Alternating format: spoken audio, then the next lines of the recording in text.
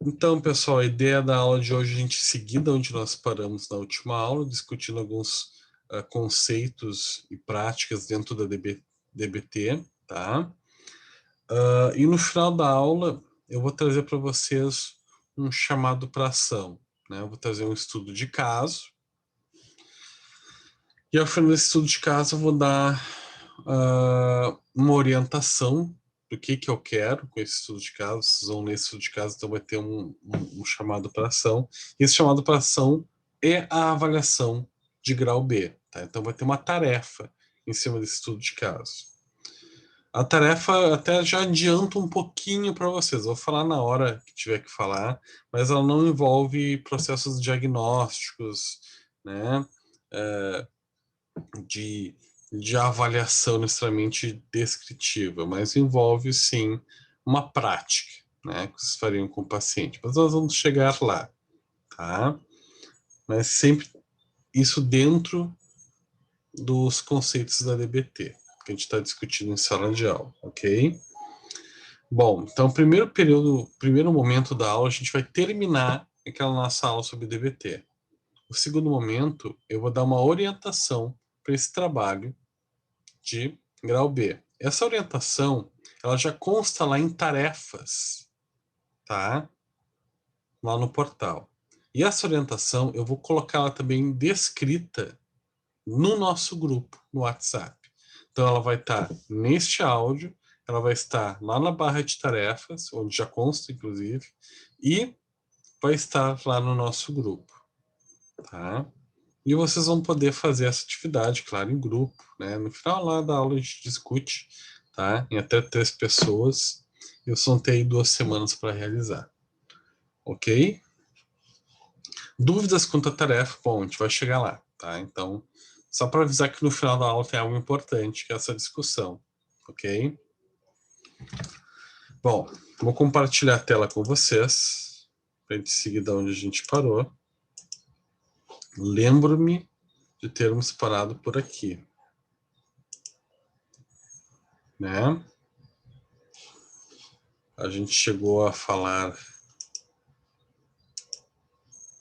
sobre aceitação, né? A gente, às vezes, nós avaliamos situações que tenham solução e a gente vê estratégias comportamentais para a solução de problemas, e às vezes a gente não tem solução, daí a gente vai trabalhar mais a aceitação do paciente, conseguir lidar melhor, né, e regular a sua emoção frente a situações que não tenham soluções, tá? E aqui a gente tem uma proposição da escala do tratamento, das estratégias de controle emocional, né? O início ele é muito parecido, lembra muito as estratégias relacionadas à abordagem processual, a cognitivo-comportamental de segunda onda, onde sim, a DBT ela tem um pezinho na segunda onda, embora seja uma abordagem muito mais comportamental, né? Muito mais de terceira onda por trabalhar mindfulness, mais o trabalho com contexto, não visa modificar estruturas cognitivas, a gente ainda identifica e rotula algumas estruturas. Embora a ideia é não alterar estruturas cognitivas, a gente ainda identifica elas e rotula. E como é que a gente faz isso? Entender que fatos que levaram à emoção, né? O sujeito está com uma emoção intensa, desprazerosa, né? Uma emoção que guia o seu comportamento, que o governa a ter ações impulsivas, comportamentos agressivos, autodestrutivos. Né? Bom, a gente precisa entender que fato que ativa essa emoção. Que tipo de situação é essa? Que interpretações do fato que levaram à emoção? Então, lembrar lá do Aaron Beck que ele falava, né? O problema não estão nos fatos, mas sim na interpretação que nós fazemos da realidade, né? Então, aqui também a gente pensa, a gente avalia a estrutura, a gente só não intervém na estrutura. Então, é importante a gente saber quais são os fatos que ativam determinadas emoções intensas no paciente, que interpretações que o sujeito faz da sua realidade, das suas experiências que ativam essas emoções, né? Por exemplo, quando alguém coloca o carro na minha frente quando eu estou dirigindo, eu fico assim, indomável, eu fico pé da cara, eu tenho que ir atrás desse cara, eu tenho que ultrapassar ele de novo. E eu me dava vontade de jogar o carro contra esse cara e xingar ele. Eu não admito que alguém coloque o carro na minha frente no trânsito. Então, o fato que leva a uma emoção intensa nesse sujeito é o carro sendo colocado na frente. A gente vai perguntar para esse sujeito, tá, mas por quê que tu fica assim? Ah, porque quem ele pensa que é para jogar o carro na minha frente, ele pensa que é melhor que eu. Então, pensamentos, né, interpretações da realidade que ativam essa emoção intensa. Essa pessoa pensa que é melhor do que eu, que é mais do que eu por estar fazendo isso, né? É a forma como a pessoa interpreta essa realidade. Né? A experiência fenomenológica, incluindo física e emoção. Aí já tem uma pequena diferençazinha já da processual, né? Da TCC clássica. Aí já começa o pezinho mais na terceira onda, que é tentar entender e descrever para si mesmo, né? Como é que ele sente isso? Que sensações são essas? Como é que isso repercute no corpo? Né? Ele sente algum mal-estar? Né? O coração bate mais rápido, a respiração fica mais ofegante, ou ele para de respirar direito nessa hora, né? Observar mais os seus pensamentos, deixar fluir isso. Até numa sessão a gente faz isso com o paciente. Deixa fazer com que ele deixe fluir todas as emoções, pensamentos, sensações, né? Isso a gente pode fazer através de técnicas de dramatização, a gente pode reviver experiências no trânsito, como por exemplo nesse caso que estou passando para vocês, onde foi ativado, né, uma emoção intensa no paciente, né, para ele conseguir descrever para si mesmo, não só para vocês, mas para si mesmo, treinar essa observação de si mesmo e descrição sem se julgar, sem dizer estou errado, está certo, está, né, isso não está certo, observar esses fenômenos dentro de si. Né? Daí isso tem muito a ver também com a atenção plena, né? É a prática da meditação sem estar em meditação. É viver o mindfulness, não é praticar só o mindfulness. É viver o conceito do mindfulness, da autoobservação, de estar sempre atento aos seus processos internos. Comportamentos expressivos associados à emoção também, né? De como é que eu expresso isso? Geralmente eu xingo as pessoas, né? Eu tento revidar com o carro. Como é que eu reajo a essas situações, né? E também descrever isso para mim mesmo. Né? O que eu acabo fazendo, né? E bom, e daí quais são os efeitos que isso gera práticos na vida do sujeito, né? São aspectos de reforçamento, incisão de reforçamento, quais são os reforços positivos, né? Ah, porque eu me sinto melhor comigo mesmo quando eu ultrapasso ele de novo, de volta, né? Ou de punição, porque uma vez eu parei, o cara, fui ultrapassar o cara e o cara abriu a janela, tava com uma arma e apontou a arma para mim e foi desprazeroso, foi desconfortável. Então entender os mecanismos de punição, de reforço que envolvem as consequências, né, desse momento de intensidade emocional e suas tomadas de decisões impulsivas, né? Então esse é o momento de identificar e rotular afetos e entender como é que se dá a função disso no jeito de ser do indivíduo. E aí a gente vai identificando os obstáculos à mudança, né? Daqui a pouco essa pessoa gosta de pegar o trânsito num momento onde tem muito movimento, um momento onde tem muito movimento, né? Então tá mais propenso a isso acontecer. Ou ele geralmente dirige, pega o carro para dirigir após uma reunião difícil com um chefe que costuma ser abusivo, ele já sai com a cabeça saindo fumacinha da reunião, né? Já com emoções negativas e mais reativo ao ambiente, né?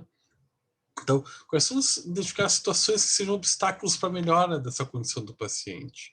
Porque a ideia é reduzir a vulnerabilidade, né, desse paciente, né, da mente emocional, né, porque tem pessoas que são mais suscetíveis a isso. Né? A própria Linehan falava, eu acho que eu falei sobre o conceito da queimadura, né, na última aula. Tem pessoas que são mais sensíveis às emoções, reagem de forma mais intensa às emoções. Então, bom, temos que reduzir as situações, né, pessoas, lugares e hábitos que ativem essa emoção de uma forma mais intensa no sujeito e aumentar a ocorrência de eventos emocionais positivos, né? fazer com que essa pessoa tenha hábitos mais saudáveis de vida, né?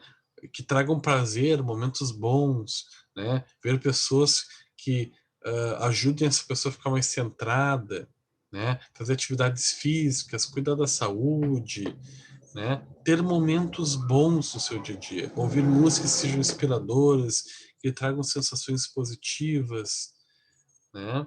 Então, aumentar a ocorrência de eventos emocionais positivos, aumentar a atenção plena à emoção atual. Isso a gente já fazia um pouquinho lá no início e a gente vai conseguir sempre incentivando o paciente a não se julgar. E quando o paciente aprende a não se julgar, ele aprende a não ter o comportamento cognitivo ou comportamental evitativo das emoções ruins. Ele deixa vir, porque ele não vai se julgar pelo que sente, pelo que pensa, né, pela sua forma de reagir. É tentar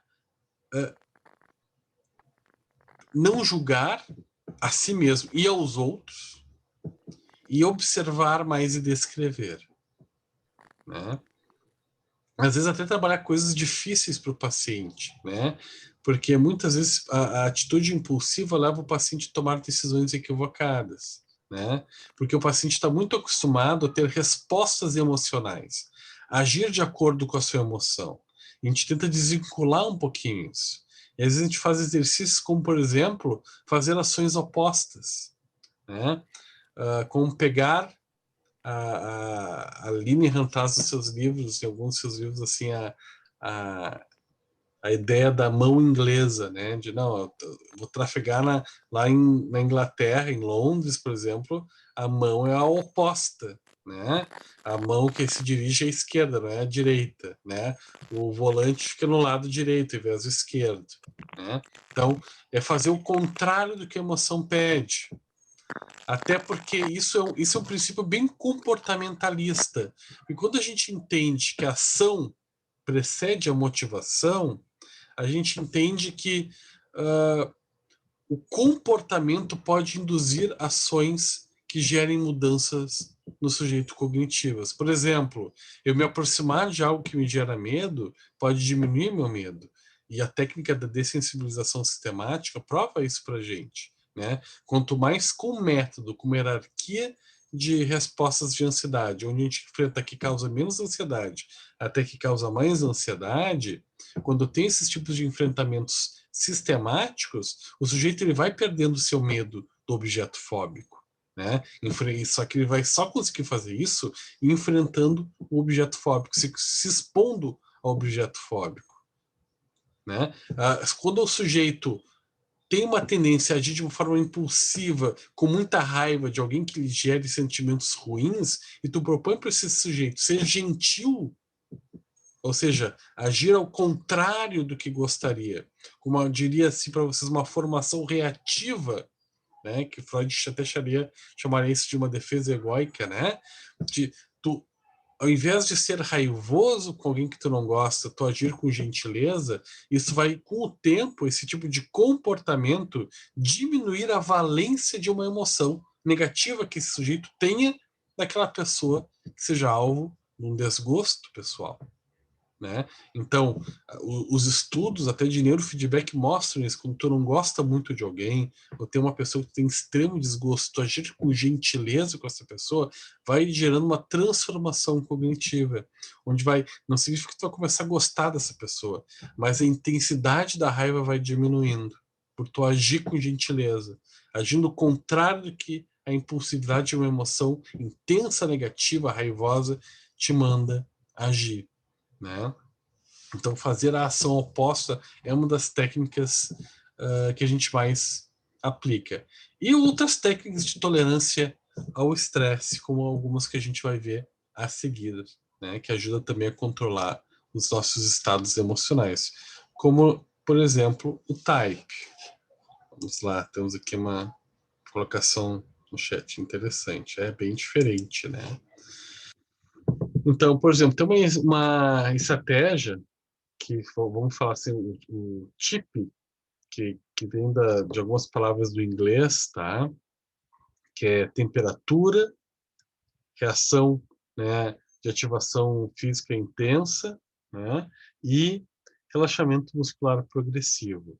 Então, existem aqui 3 técnicas que ajudam também o sujeito a controlar seus picos de intensidade emocional.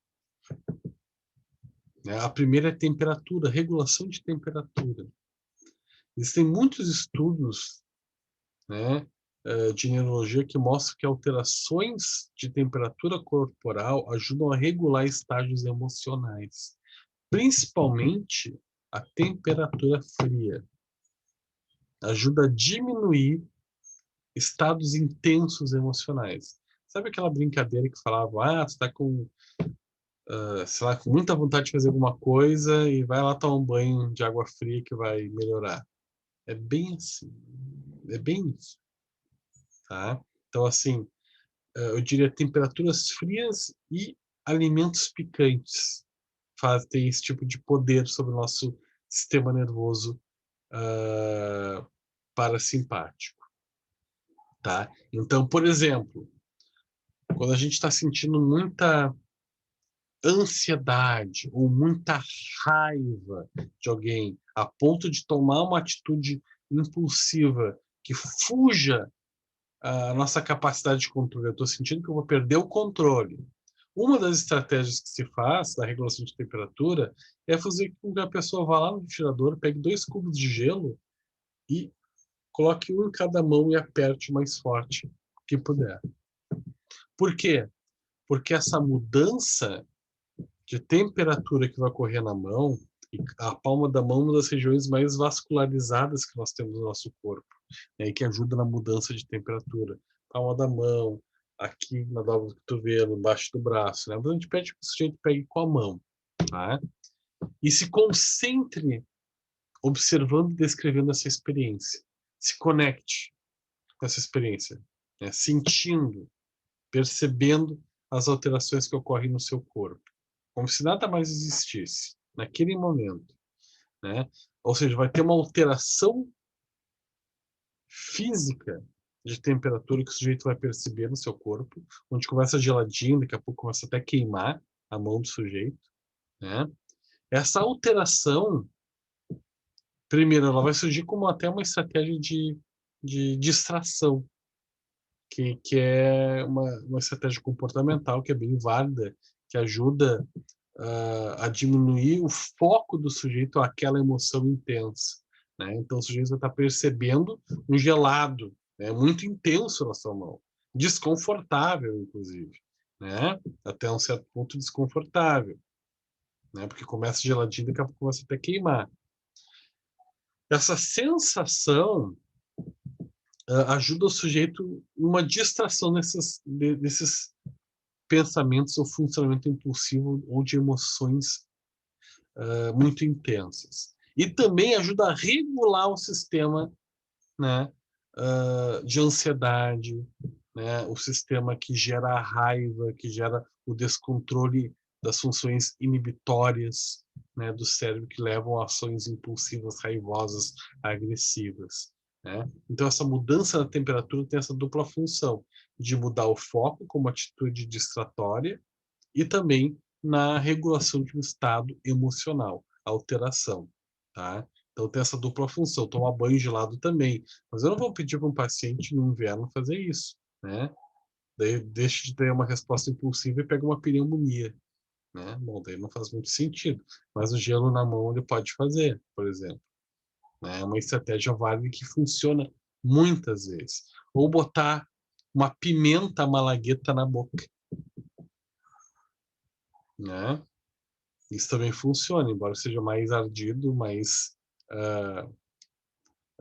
punitivo para o sujeito, mas funciona também. Tem alguns livros de DBT que eles propõem pimenta, né, como uma estratégia de SOS antes de resposta emocional muito, muito intensa. Isso também ajuda a regular, tá, o ardido da pimenta. Né, tem também a mesma função, tá, de regulação emocional e de distração. Então, essa é uma estratégia, mudança de temperatura, né? Para a pessoa conseguir tolerar aquele momento de sofrimento e estresse intenso das respostas impulsivas ou de intensidade emocional muito elevadas. A outra seria as atividades físicas, ativação física, principalmente as aeróbicas. Pode ser também anaeróbicas, mas principalmente as aeróbicas. Porque nos momentos de estresse, o sujeito, através das suprarrenais, vai liberar no seu corpo muitos hormônios que são prejudiciais ao seu funcionamento, né? Como principalmente a adrenalina, o cortisol, são substâncias que não fazem bem para o nosso corpo, que vão gerar estresse no nosso corpo, né? Vão agir com até um certo grau de toxicidade. E o sujeito ele precisa eliminar isso de alguma forma. E aí existem exercícios bem comportamentais. Tu vai treinar com o sujeito nesse momento de estresse mais elevado. Seja o estresse por causa de um trabalho, por uma briga com alguém que ele gosta, ou raiva muito elevada de alguém, raiva de si mesmo. Essa pessoa vai fazer algumas atividades físicas, como pode ser um polichinelo, pode ser correr sem sair do lugar, né? Pode ser um correr na quadra ao redor da sua casa, se assim for possível, né? Então vai fazer um funcional ali que a gente vai combinar, que a gente vai encontrar um exercício ali no YouTube funcional, né? Para ele conseguir gastar esses hormônios, excretar esses hormônios que são prejudiciais ao seu organismo, e assim também vai diminuir a ação desses hormônios do estresse no seu funcionamento global. E, ao mesmo tempo, atividades físicas liberam hormônios e neurotransmissores que trazem sensação de prazer, alívio, conforto ao organismo e bem-estar, né? Então, outra atividade que a gente pode propor para o paciente. E também existem atividades de relaxamento, tanto muscular como respiratórios. A gente pode propor para o paciente uma respiração diafragmática, né? A gente pode propor para o paciente um treinamento de contração muscular progressiva, que onde o sujeito vai contrair 4 grupos musculares do corpo ao mesmo tempo, que pode ser, por exemplo, os 2 braços, as 2 pernas, né? Que é o treino do Jacobson, né? Tem lá no livro tem vários livros do Aaron Beck, do Paulo Knapp, é um treino bem conhecido, né? Então, treinos de contração muscular ou de respiração, né? E a contração muscular tu faz até a fadiga, daí tu libera o músculo e faz uma respiração profunda. E a respiração diafragmática é aquela respiração onde tu vai puxar o ar pelo nariz, esperar um pouquinho, contar até 3 lentamente e soltar lentamente pela boca, né? Geralmente contraindo o diafragma. E a melhor forma de fazer isso sempre com as mãos côncavas para frente, assim como as pessoas que meditam fazem, com a mão assim em cima das pernas, né? Então sempre com as mãos assim, que ajuda a contrair melhor o diafragma, tá? Pode largar as mãos assim em cima das pernas, né? Desta forma, tá? Para frente não é assim, é assim, né? E puxa o ar pelo nariz e solta pela boca. Então, esse é um tipo de treinamento que a gente utiliza no DBT para controle de situações emocionais intensas e funciona com relativo sucesso, tá? Muitos de nós já fizemos indiretamente ações assim, né? Por exemplo, lavar a mão numa água gelada também ajuda ali na temperatura. Tu pode adaptar, né? É inverno. Não, então vai lá, deixa a água cair na tua mão, não usa o aquecedor da tua casa, deixa cair aquela água gelada na tua mão, né? Então, é uma estratégia que pode funcionar. E tudo depende dos aspectos contextuais. Você não vai fazer uma atividade de lavar a mão para um paciente com toque, né? Do tipo toque de contaminação, para ele ficar lavando a mão no momento onde está tendo uma crise de ansiedade. Ele está reforçando, né, o Nada a ver com comportamento. masoquismo, né? Hã? Perdão, César. Água fria no inverno, nada a ver com masoquismo, né? É só uma técnica. É só uma técnica. Ah, tá, Você... obrigado. Vou experimentá-la hoje. Que eu tô num dia desse que tu falaste em tudo, né?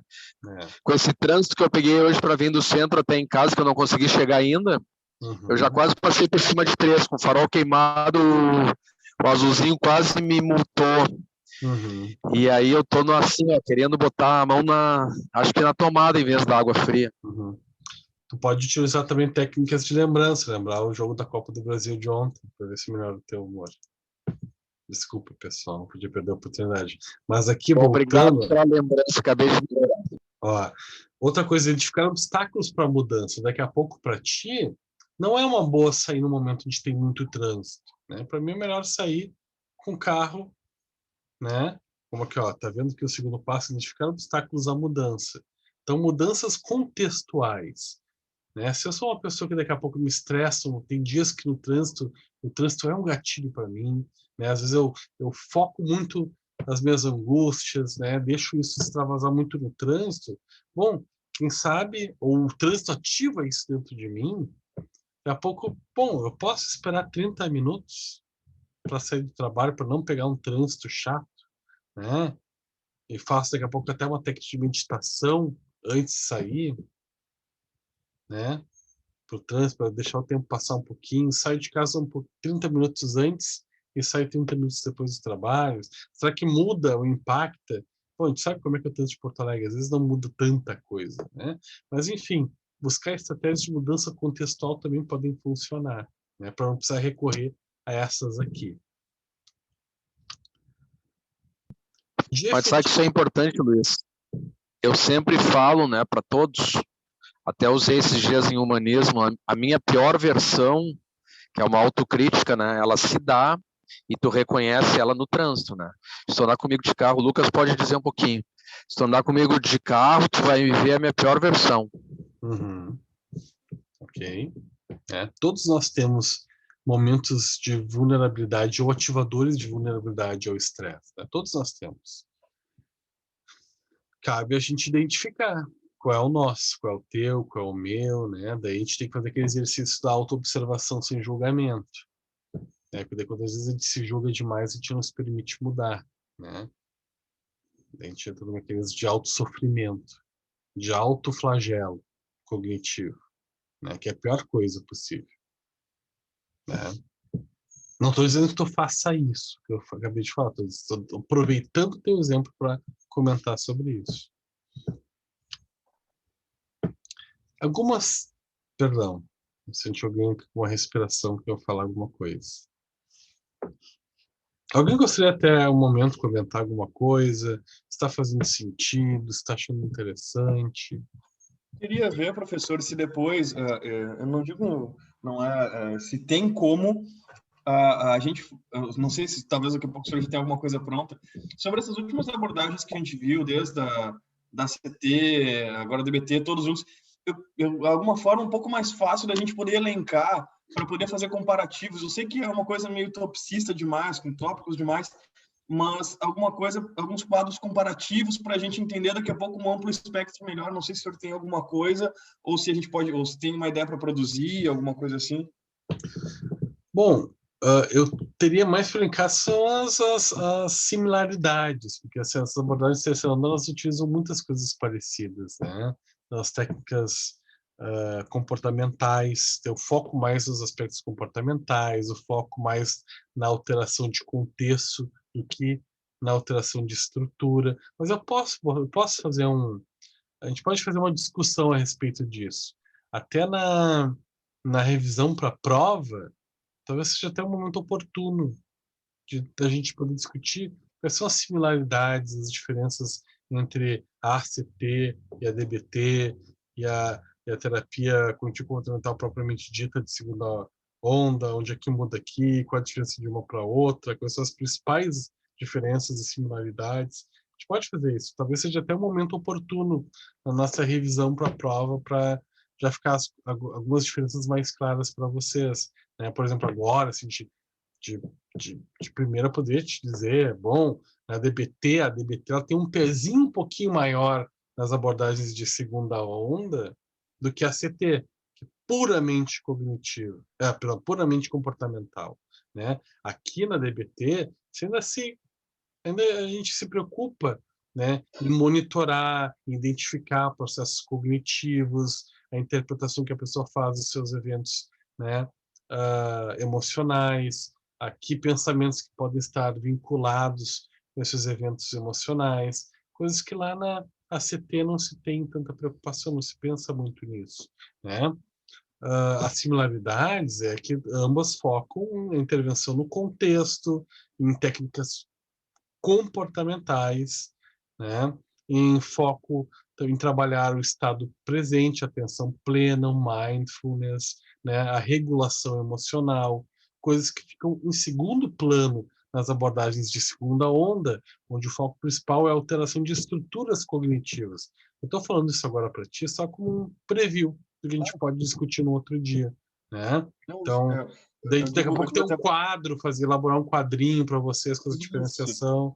Posso fazer, tranquilamente. Eu digo porque é interessante que, assim, conversando com outros colegas, eu vejo que, e até já comentei com outro professor, com outra professora também, que como a gente é ensinado naquele modelo fordista, bem topicista, para uma coisa bem de tópicos, e a gente sabe que a psicologia, ainda mais tratando dessas abordagens, são coisas bem subjetivas, talvez essa questão de um enquadramento, de alguma coisa assim, e pode colocar até mais, se quiser colocar a terapia dos esquemas, se quiser colocar 2, 3, não precisa, obviamente, a gente sabe que não vai ser tudo 100% igual ou diferente com essas diferenciações, mas é interessante para a gente entender um pouco melhor mais o amplo espectro da coisa. Uhum. Deixa esse subjetivo, mas da mesma forma como nós fomos ensinados, tem daqui a pouco uma facilidade para assimilação do conteúdo de uma forma mais tópica, né? Talvez dê uma facilitada, ajude o pessoal a compreender um pouco melhor. Eu vi que isso era meio que uma necessidade da maioria das turmas, assim, conversando com os colegas. Então, aí, já que a gente estava comentando aqui na aula, eu já trouxe pela primeira vez, estou trazendo essa ideia, se a gente puder pensar alguma coisa. Ok. Eu posso fazer um quadro de diferenças e similaridades entre abordagens que a gente viu até agora de terceira onda. Né? Uhum. Aonde que elas se assemelham? Qual é o foco de cada uma? Quais são as principais técnicas de cada uma? Como cada uma... Né? Tipo, eu posso elaborar para a nossa aula de revisão. Pode ser? Legal, obrigado. Pô, Tá? muito obrigado, valeu. Então tá. Então a gente faz. É bem interessante fazer. Vai ser algo que vai me... Até faço de forma... com prazer. Acho bem interessante. Porque a gente discutindo isso talvez ajude a ter uma compreensão melhor, né, das diferenças, similaridades, de forma assim organizada em tópicos, né? Então tudo bem, a gente pode fazer desta forma, né? Mais cartesiana, assim, né? Eu sei que ajuda, né? Então vamos lá, tranquilo, ok, pessoal? Muito obrigado. Tudo que Valeu, for para obrigadão. ajudar, a gente vai fazendo, a gente vai organizando. Técnicas de efetividade interpessoal, porque muitas vezes pessoas que têm emoções intensas são levadas a terem comportamentos sociais não assertivos, né? Então, a terem estratégias comportamentais invalidantes nos seus contextos de vida, né? Que vão levar a prejuízos interpessoais, justamente por essas se deixarem levar por decisões emocionais. Então, a gente tem que treinar o cérebro dessas pessoas a conseguirem se desempenhar de forma social, de forma mais validante, de forma mais funcional no seu meio, né? Quando eu falo sempre o validante, o que eu quero dizer com validante? É onde eu tenho as minhas emoções compreendidas por mim mesmo e aceitas por mim mesmo, e eu também me interesso pelas emoções do outro, que é o movimento empático, né?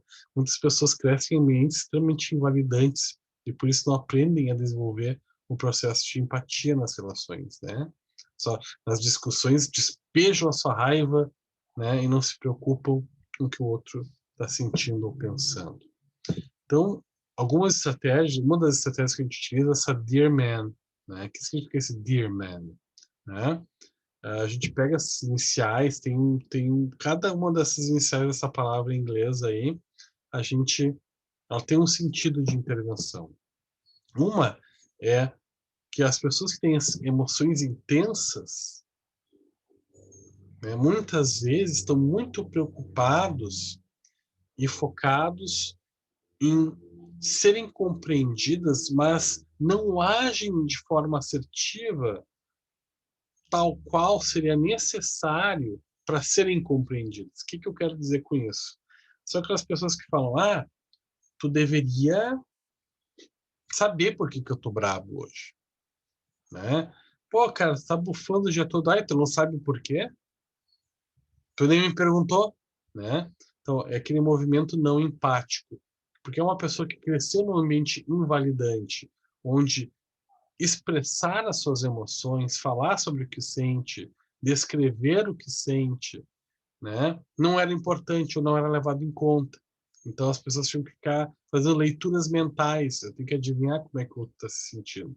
Isso é altamente invalidante nas relações sociais, né? O outro não tem que adivinhar como é que a gente está se sentindo, a gente tem que descrever, a gente tem que expressar de alguma forma, primeiro descrever para nós mesmos, a gente entender o que a gente está sentindo e expressar para o outro o que é importante para a gente. Como é que a gente está sentindo? O que nos machucou? Por que nos machucou? Né? Isso facilita para que o outro entenda o que está acontecendo com a gente e o que ele pode fazer para mudar uma relação. Uma vez eu atendi uma menina com borderline que ela referia assim para mim que, poxa, o meu namorado ele não entende, a gente vive brigando, eu queria entender o motivo da briga, né? O que era brigar, né? Que eu paro e ele fica chateado porque eu simplesmente deixo ele no vácuo uma semana. Daí ele fica me perguntando por quê, mas só um pouquinho, né, Luiz? Ele deveria entender, né? Porque ele fica indo naqueles shows onde de vez em quando ele toca e as gurias ficam babando para ele e ficam olhando.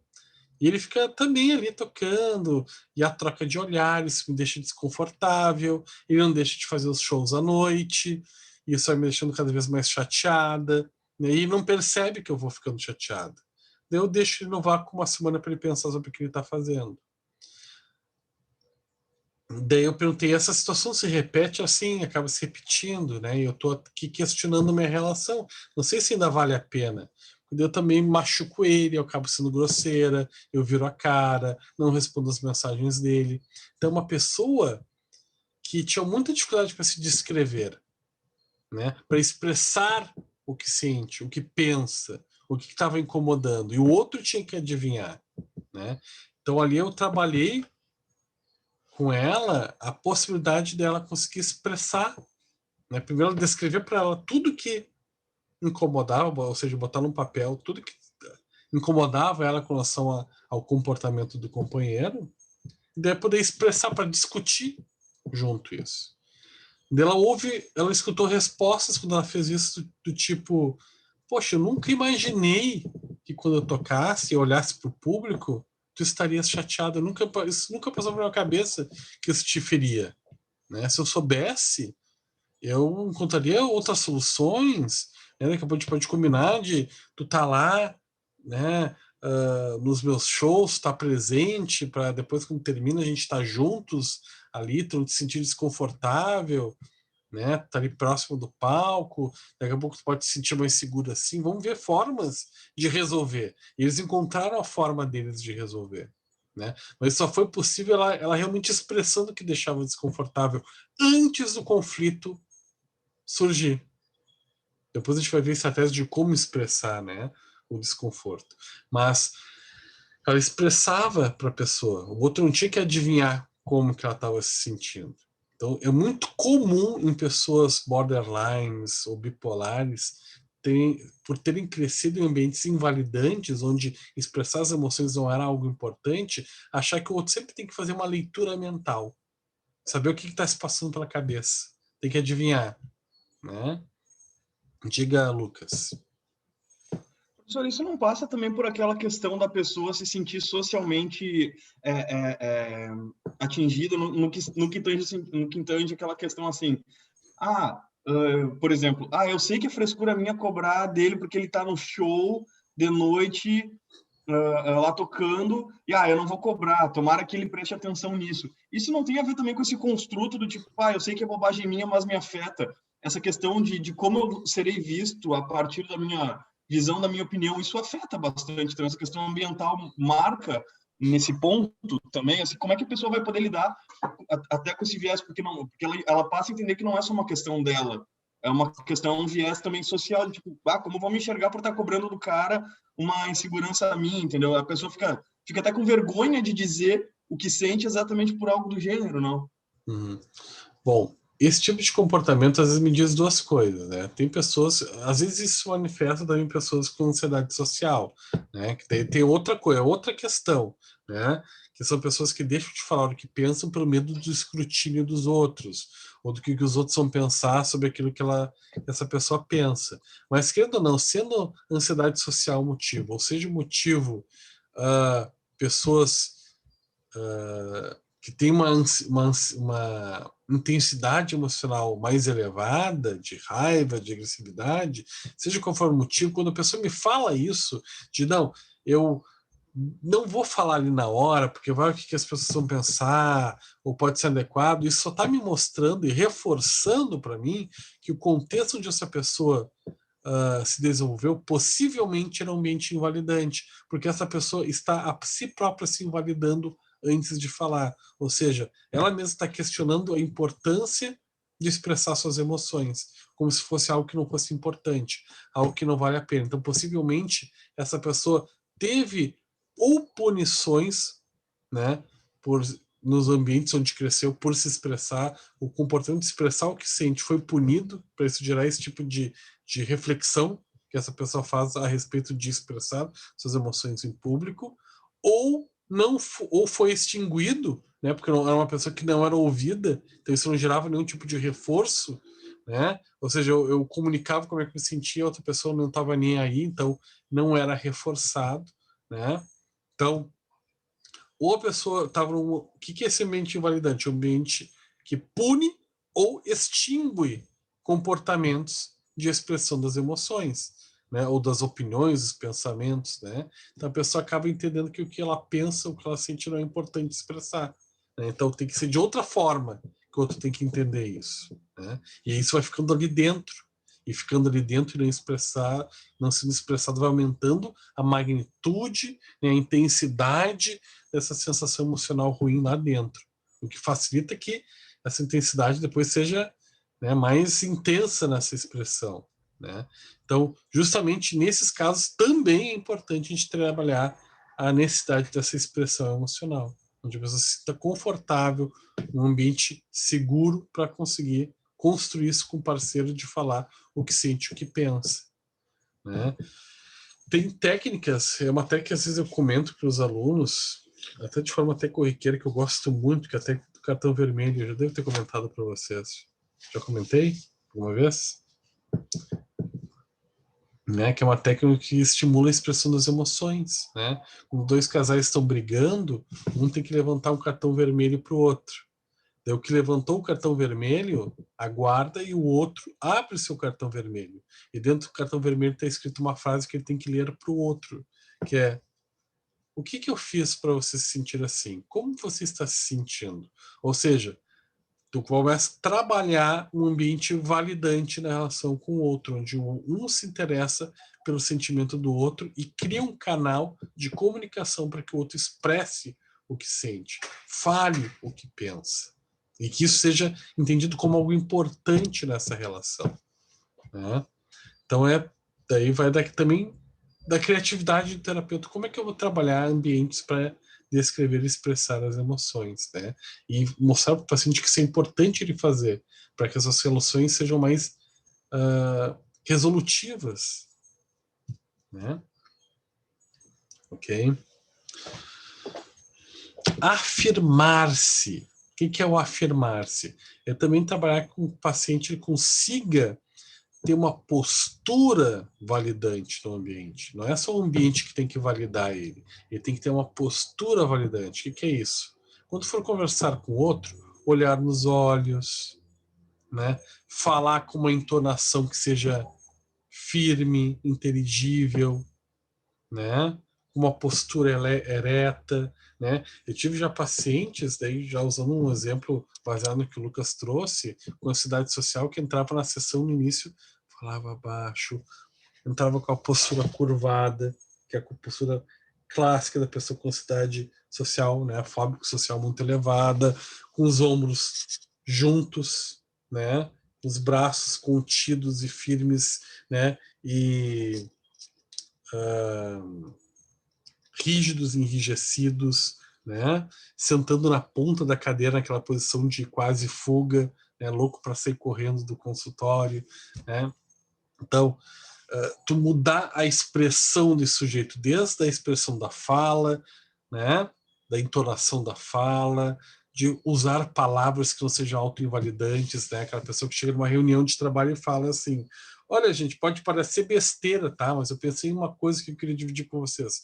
Não pode falar assim. Ah, gente, pode parecer besteira. Tu já começou a invalidar o que tu tá falando antes de falar. Pode parecer besteira.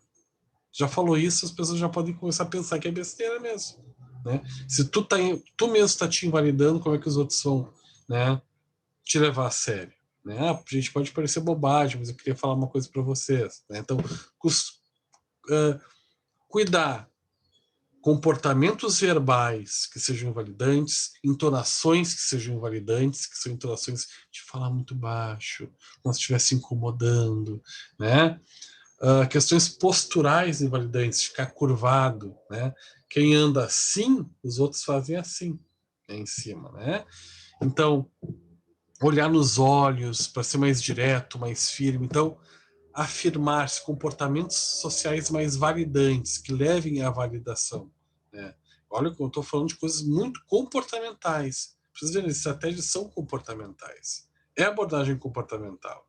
Embora se tenha um foco nas emoções, as atitudes são muito baseadas no comportamento. Trabalhar reforços positivos, né? Tu mostrar para o sujeito que ele pode ser gratificado por tá se relacionando contigo de uma forma correta. Na tua busca em saciar teus objetivos no teu contexto, no teu meio, tu estabelecer reforços positivos para o sujeito. Por exemplo, na hora que tu vai introduzir um assunto, algo que tu precisa, tu trazer reforços positivos. Por exemplo, eu tinha uma paciente que me contava bem assim. Eu dou exemplos de pacientes puramente fins científicos, aqui eu não falo nomes, enfim, né, resguardo a identidade, tá? Só para vocês ficarem tranquilos quanto a isso. Mas eu tinha uma paciente que trazia bem assim, eu agora estou morando com uma... Eu fui dividir aluguel com uma amiga minha e tem o assunto de dividir a luz. Porém, agora o namorado dela está morando também junto com a gente. Só que daí a gente não divide por 3, a gente continua dividindo por 2. Só que agora que ele tá morando junto, a conta de luz tá dando muito mais alta. E eu me sinto injustiçada na relação, porque daí são 2 usando a luz daquele lado e eu também usando, mas eu uso menos, mas a conta ainda é dividida por 2. O correto seria dividir por 3, ou mais perto disso possível. Só que o jeito que ela fazia isso era chegando assim, botando a mão na cintura e o que a senhora pensa com aquela mexida de, né? O que a senhora pensa, né? Que vai ser feito aqui, não sei o quê, né? E com a mão em riste, o que tu pensa que vai ser desse jeito? Tu vai ver só, não sei o quê, já chamando pro pau a amiga, né? Brigando com a amiga.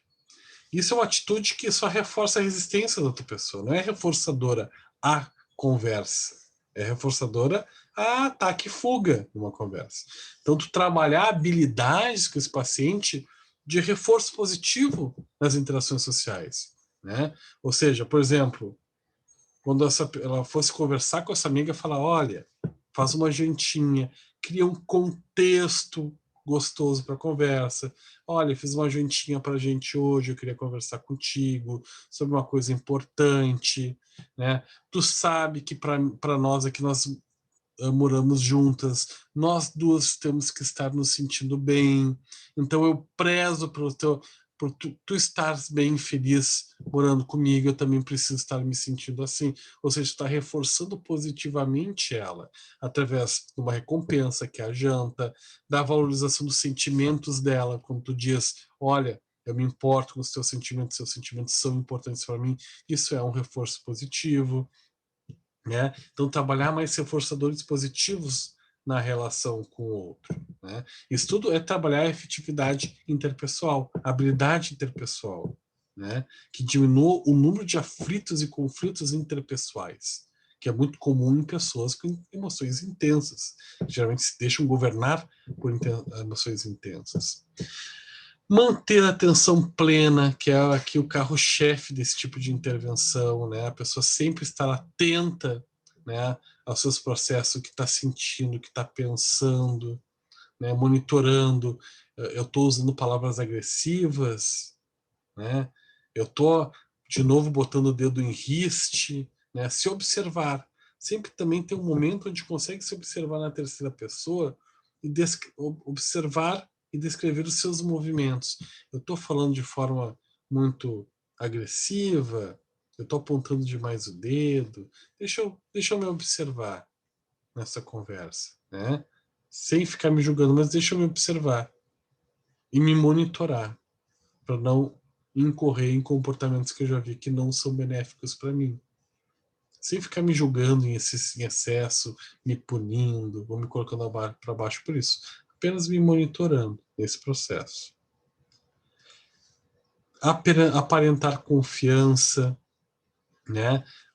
Como antes eu dei aquele exemplo para vocês, né? Deixa eu até voltar aqui um pouquinho. Fazer ação oposta. Então, quando a gente age, a ação precede a motivação. Então, se a pessoa se sente não confiante, mas ela treinar, isso até é uma técnica que a gente conhece do comportamentalismo que chama-se agir como se, né? Ou seja, se eu treinar uma ação onde eu treino um comportamento que demonstra confiança, eu agir assim, isso também vai mudando minha estrutura cognitiva, né? Eu vou me tornando mais confiante com o tempo, porque eu vou desempenhando este papel que eu ensaiei em casa. A pessoa ensaia, faz vários ensaios comportamentais, pode trabalhar a dramatização com o terapeuta para ensaiar um comportamento que seja mais efetivo, né? Que seja mais confiante, né?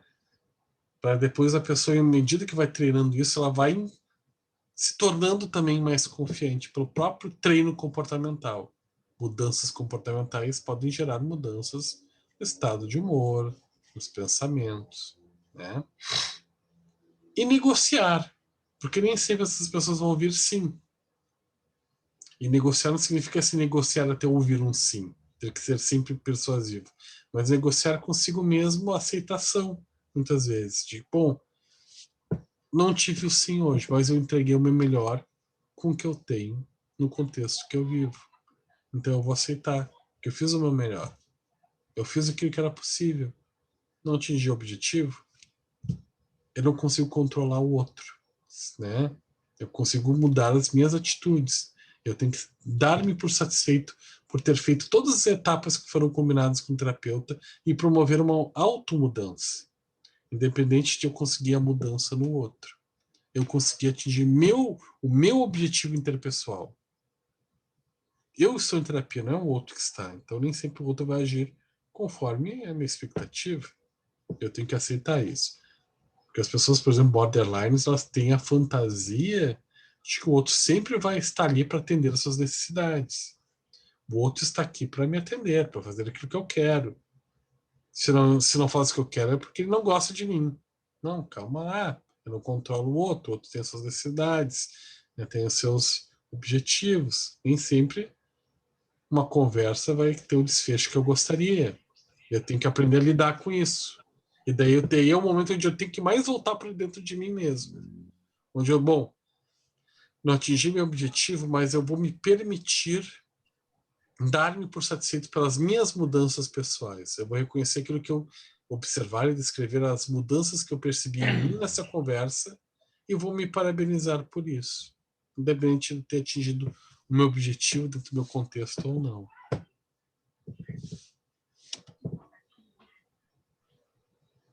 Ok? Então, isso Pode que voltar no aparentar a confiança ali de novo, Luiz, por favor. Aparentar confiança é assim, aquela questão de a ação precede a motivação. Mudanças comportamentais podem gerar mudanças também na funcionalidade cognitiva do sujeito. Ou seja, se o sujeito é uma pessoa que tem muita falta de confiança, se ele treinar um comportamento confiante na sessão com o terapeuta, quando ele for agir como se tivesse confiança, a confiança pode vir durante o processo Então, de tanto agir encenando uma confiança, a pessoa pode vir a tornar-se confiante, tá? Por mudar sua funcionalidade no ambiente. Isso é um fenômeno que acontece. Por exemplo, quer um exemplo melhor disso que uma pessoa que tenha medo de elevador, daí a pessoa começa aos poucos, cada dia, chegar mais perto de um elevador. Daqui a pouco ela está entrando no elevador. É uma pessoa que não tem confiança nenhuma para andar no elevador sozinha. Desperta muita ansiedade. Mas todo dia a pessoa vai fazendo um comportamento em direção ao elevador.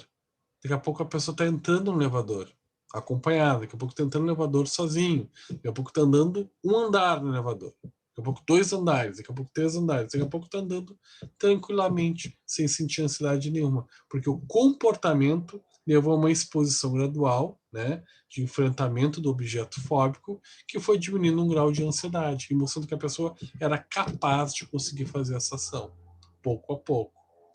Né? A DBT tem alguma ferramenta ou ação para caso, por exemplo, haja um processo retrógrado, nesse sentido, tipo, o cara pegou, tá fóbico, começou no elevador, ele começou, né, a melhorar o elevador, e aí o elevador tranca, ou cai, ou desaba e dá algum problema. E aí ele vai ter um retrocesso muito grave. A DBT tem alguma ferramenta para essa tipo de questão? Aqui, ó, aqui é uma, por exemplo. São 3, por exemplo. Né? Bom, a temperatura não tem que fazer, mas pode fazer a ativação física, pode fazer a contração muscular progressiva, pode fazer uma respiração diafragmática, né? Não, eu quis dizer que ele já estava conquistando essa confiança e aí ele teve essa quebra de novo, né? Deu um problema aí, deu pane geral. Aí ele voltou para antes do zero. É que assim, até a pessoa tá pegando o elevador, a gente vai estar trabalhando todas as ativações fóbicas que podem estar relacionadas, né? Então a gente vai trabalhando que recursos que a pessoa pode utilizar caso, bom, o elevador para. O que eu vou fazer para controlar uma reação, diminuir uma relação intensa, emocional, de ansiedade, né? Daqui a pouco a pessoa vai ter uma reação emocional intensa. Só que ela não vai ter uma reação de 0 a 10, de 10. Ela vai ter uma reação de 0 a 10, de 7. Isso já é um grande ganho terapêutico. Porque a maioria das pessoas, mesmo não fóbicas, quando um elevador tranca, ficam ansiosas. Né? Uma ação natural do corpo, de preservação da vida. O que está acontecendo? Né? Tá tudo bem? Será que esse elevador? Né? Então, mas só da pessoa não ter um ataque de pânico já é um ganho. Né? Ter uma reação menos intensa. Daí, né, pode ser um mindfulness, né? Praticando ali na hora da respiração, de focar nas suas emoções, deixar elas virem, imaginá-las transitando ao redor, não deixando se rotular pelas suas emoções, descrevendo associações físicas sem atribuir a conceitos, né, de esse batimento cardíaco está elevado porque eu vou ter um ataque cardíaco aqui. Não, eu só apenas estou com o coração elevado, estou sofrendo de ansiedade, né? Faz parte do processo, eu aceito, não me julgo, né? Vou fazer uma contração muscular progressiva, vou fazer uma respiração diafragmática. Isso a gente vai treinando com o paciente, porque a gente vai entrando dentro do elevador, daqui a pouco a gente pode parar com o elevador num ponto e a gente simula, né? Bom, travou, e agora? Né? Como é que a gente lidaria? Né? A gente vai trabalhando isso com o paciente.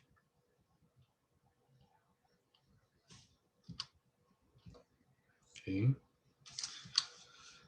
Ainda dentro de efetividade interpessoal, a gente trabalha as técnicas GIVE, né? Que a gente pega as iniciais de cada letra e tem um sentido, né? Que é começar a aprender a agir com gentileza, ou seja, com empatia com relação ao outro, né? Eu vou agir de forma a controlar e monitorar minhas respostas, para não serem respostas intensas, né? O sujeito ele pode, basicamente, nessa estratégia do ser gentil, do G do Give, a gente vai ensinar para o paciente que a gente pode ter basicamente 3 tipos de respostas. Uma resposta, ela pode ser passiva, onde eu deixo o outro invadir o meu espaço. Né? A outra resposta, ela pode ser agressiva, onde eu invado o espaço psicológico, né? me torno abusivo ou psicologicamente ou fisicamente ao outro. E existe o caminho do meio, eu ser assertivo, onde eu busco a solução de problemas sem ser excessivamente passivo ou agressivo, né? Mas com respostas emocionais moduladas. Isso a gente pode treinar para cada uma das situações que o paciente, né, enfrenta no seu dia a dia, né? Psicoeducando o paciente, treinando esse comportamento mais assertivo, com uma reação emocional mais contida, né? A gente pode treinar o paciente também a agir interessadamente, a se interessar pelo mundo do outro, a perguntar mais como o outro se sente. E fazer isso ajuda o paciente também a diminuir sua intensidade emocional, no sentido de que a pessoa começa a perceber, a dar-se conta de que outra pessoa também sofre. O que eu faço gera um impacto emocional no outro, né? Isso gera um desenvolvimento da empatia. E daí já vem, eu diria, colada a questão da validação, do validar. Né? O que é o validar? Eu, nessa relação com o outro, eu não me importar só com os meus sentimentos, aquilo que eu penso, eu me importar com o que o outro sente e o que o outro pensa. Eu levar em conta as duas coisas no fiel da balança. Né? E, por fim, o easy manner, que é trabalhar uma postura tranquila nas relações, né? Onde eu não vou me deixar levar por impulsividade. Para isso eu vou ter que controlar os meus pensamentos, os meus gatilhos que ativam os comportamentos impulsivos. Né? O que me leva a ficar impulsivo numa conversa? Né? Um exemplo que eu sempre me lembro na hora de falar do Easy Manner é do filme De Volta para o Futuro. Esse filme é antigo, tá? Mas eu acho que a maioria das pessoas já viu. Nesse filme De Volta para o Futuro, o personagem principal ele sempre tentava ter uma postura de regulação emocional na relação com os outros. Ele era provocado, enfim, e sempre segurava a raiva. A não ser quando ele era chamado de franguinho. Era franguinho ou galinha, uma coisa assim. Franguinho, frangote. Covarde. Covarde. Covarde. Mas tem uma coisa também. Covarde, tá. Covarde, tá. Então, covarde, né? Covarde. Teve uma. Eu não sei se eu associei. Mas não diz que o filme era velho, como é que o Lucas sabe disso? Pois é, melhor que eu, tu vê? Tá louco, cara. É que ele tem uma alma antiga. Ele tem uma alma antiga. Então, assim. Eu acho que eu associei o franguinho porque tem uma vez que num episódio, eu acho, pode ser uma falsa memória, me chamaram de covarde e imitaram um frango. Assim, ele ficou muito bravo. Então tinha uma palavra lá, que, por exemplo, o Lucas trouxe para nós, que é covarde, que ativava uma intensidade emocional que levava ele a agir de forma impulsiva. Né? Então, aí no Easy Manner, a postura tranquila visa a identificar os gatilhos que geram essa intensidade emocional que fazem o indivíduo quebrar uma postura tranquila, né? Que o levam a agir de forma intensa. Então, identificar todos os gatilhos, né? O que na conversa, na interação com o outro te afeta e que te gera essa resposta emocional mais intensa. Vamos entender esses gatilhos, né? Para que justamente nesses momentos onde esses gatilhos são ativados, tu revise todos os outros passos, todas as outras técnicas que a gente trabalhou de efetividade interpessoal. É quando tu tem que estar mais atento aos teus processos internos. Aqui até aí, pessoal. Mas me diz só uma coisa, Luiz, agora. A gente está falando em relações interpessoais e quando a questão é autopessoal. Quando Vamos toda lá. essa dificuldade é conosco mesmo. Uhum. A pessoa também pode ter gatilhos internos, né? Então, geralmente tem um gatilho interno. Aqui, ó, vou voltar um pouquinho, tá?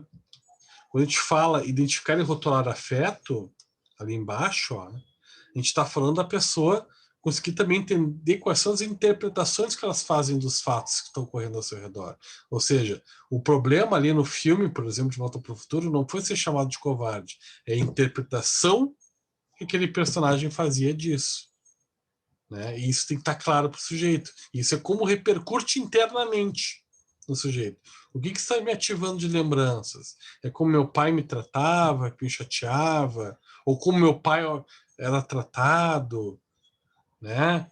Que daí me lembra isso, eu não quero ser tratado como meu pai era. Então, assim, o sujeito tem que ter isso clarificado, isso tem que ser entendido, e só através de técnicas de atenção plena, onde nas meditações, né, nos trabalhos de conseguir se observar e se descrever, né, entender melhor essas ativações emocionais, isso vai ficar claro para o sujeito, quais são esses gatilhos internos, o que isso mexe dentro do sujeito. Porque nunca se trata, no fundo, nunca se trata do outro, se trata do que aquilo mobiliza dentro de mim.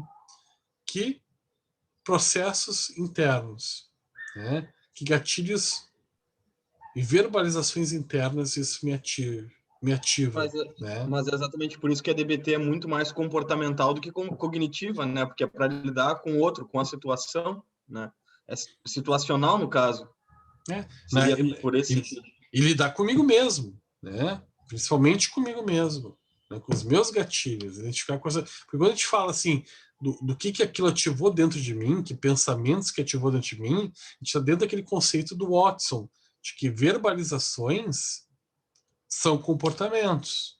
Verbalizações que eu faço para mim, de opa, o outro me chamou de covarde, o que ele pensa que é? Eu não sou que nem meu pai, eu não sou um fraco. Eu vou provar para ele. E são verbalizações que a pessoa fala para si mesmo. E para o Watson, ele já trazia desde lá do behaviorismo metodológico que verbalizações são comportamentos. Né? São formas de expressão de um comportamento que pode vir a se realizar. É um comportamento verbal. Né? Sim, mas é aí que eu pergunto, porque, por exemplo, isso daí para mim se entraria numa questão muito mais de uma terapia de esquema, né, entendendo os teus esquemas desadaptativos do porquê dessas coisas, mas a DBT é muito mais pela ação, não é? Tipo, tá, ok, verbalizou, tudo mais, mas como é que eu vou reagir a isso? É muito mais sobre o comportamento. Isso. Muito mais do comportamento que realmente tu te ater à estrutura. Né? Que estrutura que... eu não preciso mudar a estrutura, eu não tenho que ficar toda hora monitorando a estrutura. Né? Eu tenho que... muito mais funcional, aspectos funcionais.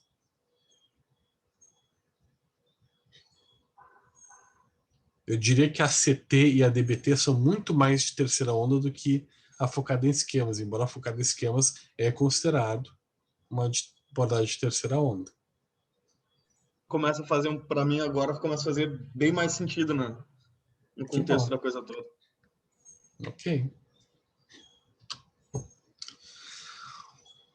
Outras técnicas, né, que se utiliza, como a FAST, né, que é, por exemplo, ser justo, né, procurar sempre tu ser mais justo na relação com os outros, né, tu fazer aquilo que seja justo para ti e para o outro. Sempre tem um fator de negociação. O que eu estou fazendo é justo só para mim ou é justo para os dois?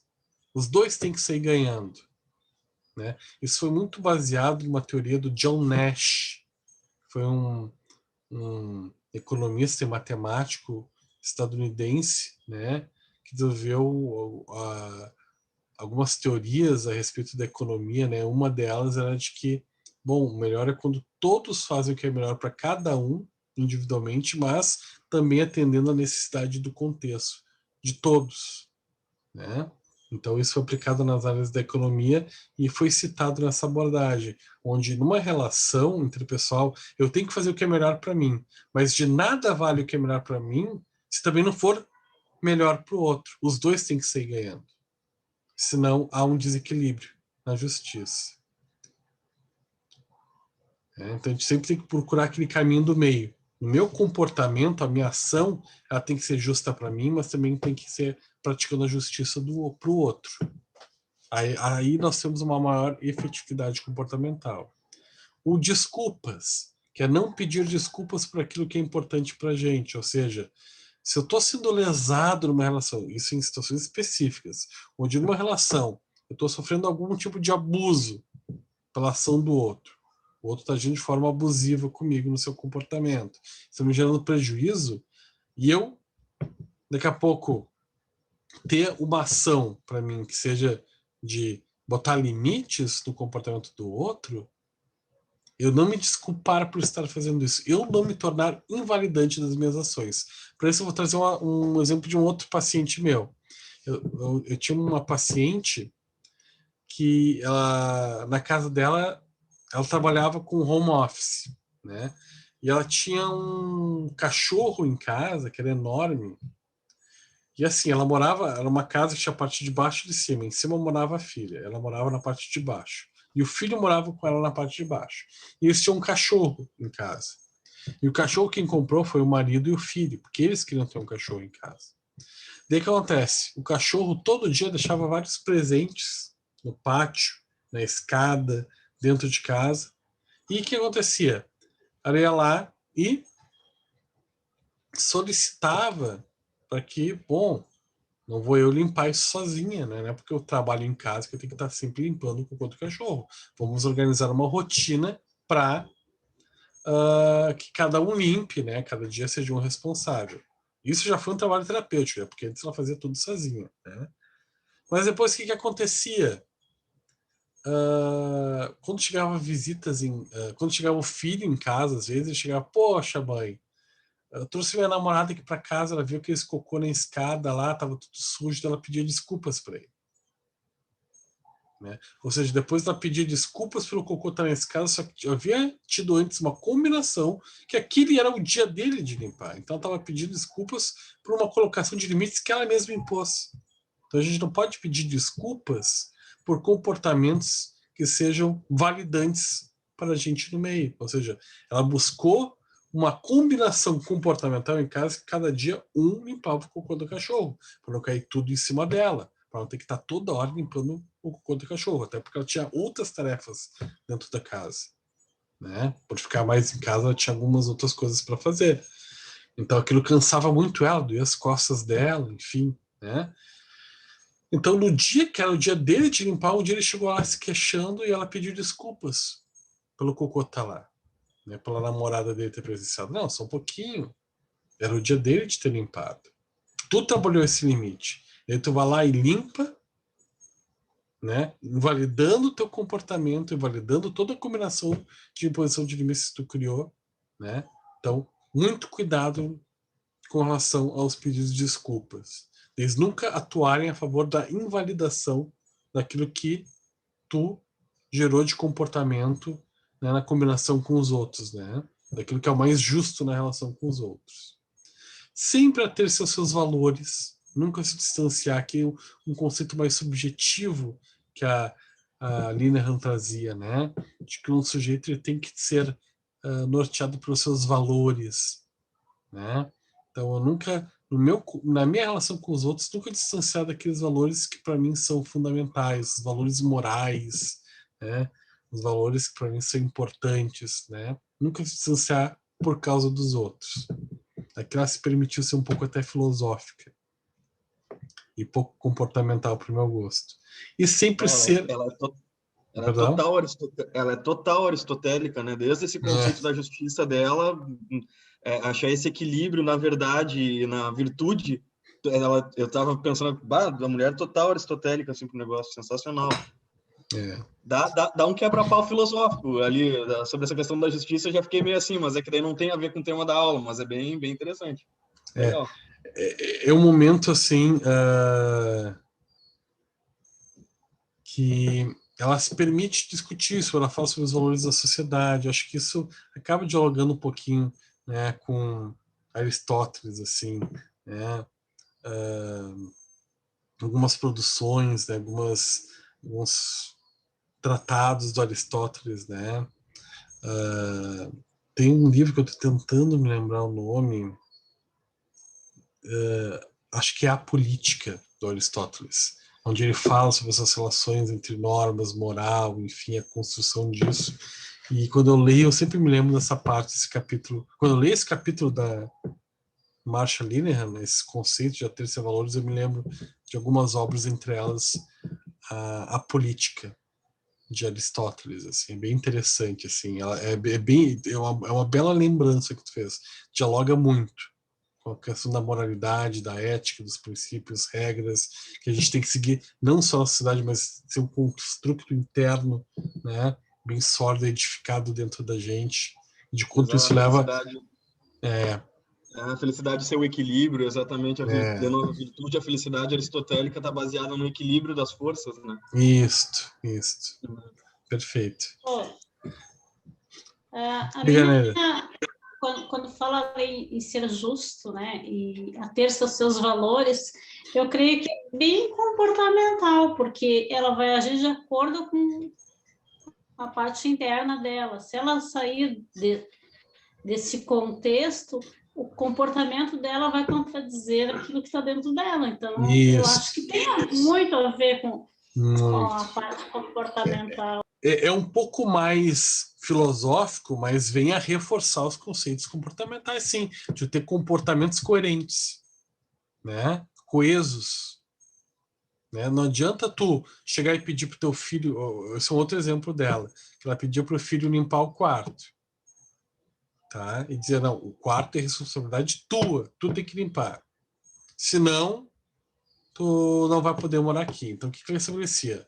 Uma regra onde o não cumprimento dessa regra geraria uma consequência no ambiente que geraria estimulação punitiva para o sujeito. Uma punição, que seria sair de casa. Daí, o que ela fazia?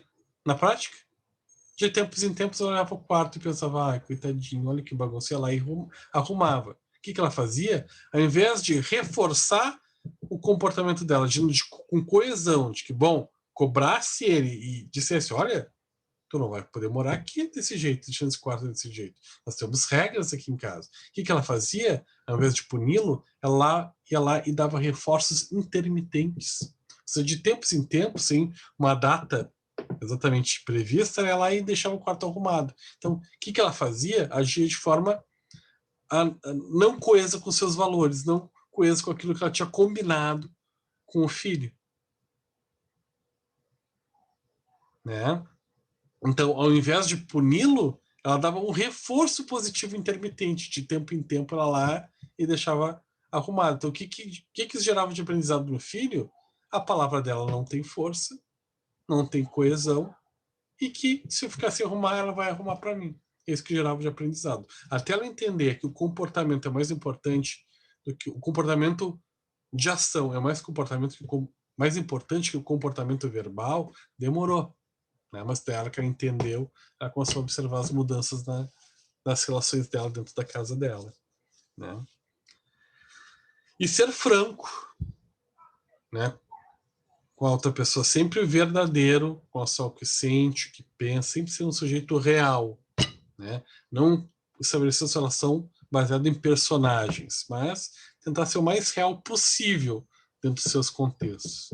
Falando o que sente, que é para criar ambientes validantes, onde eu possa expressar o que eu realmente penso a respeito das situações. Mas, claro que com estratégia.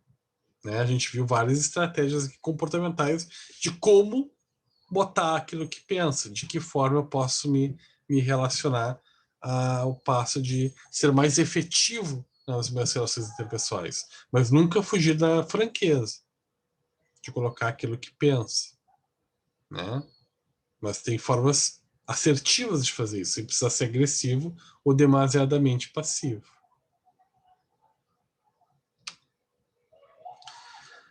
Como estratégia de regulação emocional, também ela sempre foi colocada pela Marsha Linehan que de nada adianta a gente trabalhar todas essas técnicas de atenção plena, de regulação emocional, de afetividade interpessoal, se a gente não trabalhar também alguns conceitos mais amplos de saúde física, né, e física e mental, né? Para a gente jogar uma partida de futebol e a bola rolar bem, a gente tem que estar com o gramado cortado, né? A gente tem que, daqui a pouco a partida vai ser à noite, tem que ter luz no refletor para a luz iluminar o campo, a bola não pode estar murcha, não pode estar furada para rolar direito, né? A gente tem que cuidar do contexto para que as coisas fluam. Numa relação terapêutica, isso também é papel do terapeuta, né? Fazer com que o paciente sempre esteja cuidando da sua parte física, né? Daqui a pouco o paciente está manifestando diversos comportamentos que podem ser vistos como depressivos, mas o paciente daqui a pouco tem um problema endócrino, tem hipotireoidismo, e uma das características do hipotireoidismo é gerar uma sonolência, uma hipoatividade, uma anedonia, né, a falta de prazer em atividades que antes traziam mais prazer, um desinteresse social, né? Então, assim, a tua parte física tá bem cuidada, tu sabe que tem problema endócrino, tá indo no teu médico, né, tá cuidando da tua parte física, né? Tá com a tua alimentação equilibrada no teu dia a dia, tá te alimentando direito, né? Aqui não é a pretensão de dizer o que o paciente tem, do que ele tem que se alimentar, porque nós não somos nutricionistas. Até pode, porque é um psicólogo que fez nutrição, né? Mas, de modo geral, a gente pode indagar se o paciente está se alimentando corretamente. Se não, a gente pode orientar ele a procurar um nutricionista, né, alguém que possa dar uma orientação nutricional para que ele esteja se alimentando corretamente. Que a gente observe que o paciente está pulando refeições, não está se alimentando, né, então, ou está só comendo bobagem, né, o tempo todo, né, algo que salte os olhos, né, não é interpretar, dar uma de nutricionista, mas daqui a pouco orientar, procurar alguém que dê uma orientação correta. Então, se preocupar com o terapeuta se o paciente está cuidando da parte clínica, se a alimentação desse paciente está equilibrada, se ele não está usando substâncias que alterem muito o humor. A gente sabe que existem substâncias químicas que alteram o nosso sistema nervoso central, como depressores do sistema nervoso, depressores, né, do sistema nervoso central, perturbadores do sistema nervoso central, estimuladores do sistema nervoso central. O ideal é que o paciente possa estar evitando, principalmente os pacientes de intenção muito, de ativação emocional muito intensa, não usem substâncias que alterem o funcionamento, né, cerebral, porque isso pode ser uma barreira para as mudanças que a gente está tentando atingir, né? Então, evitar drogas que possam, de alguma forma, afetar o humor. E aí entram todos os psicotrópicos, né? Substâncias psicoativas, né? Tanto as estimuladoras, depressoras ou perturbadoras. Equilibrar o sono, né? A gente sabe a importância, né?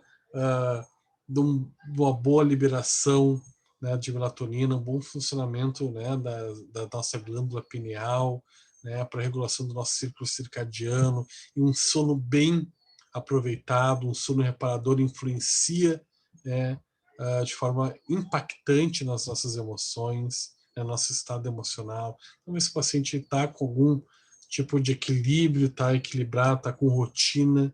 É importante esses pacientes terem rotina, né, pacientes com bipolaridade ou pacientes com personalidade explosiva intermitente ou borderlines.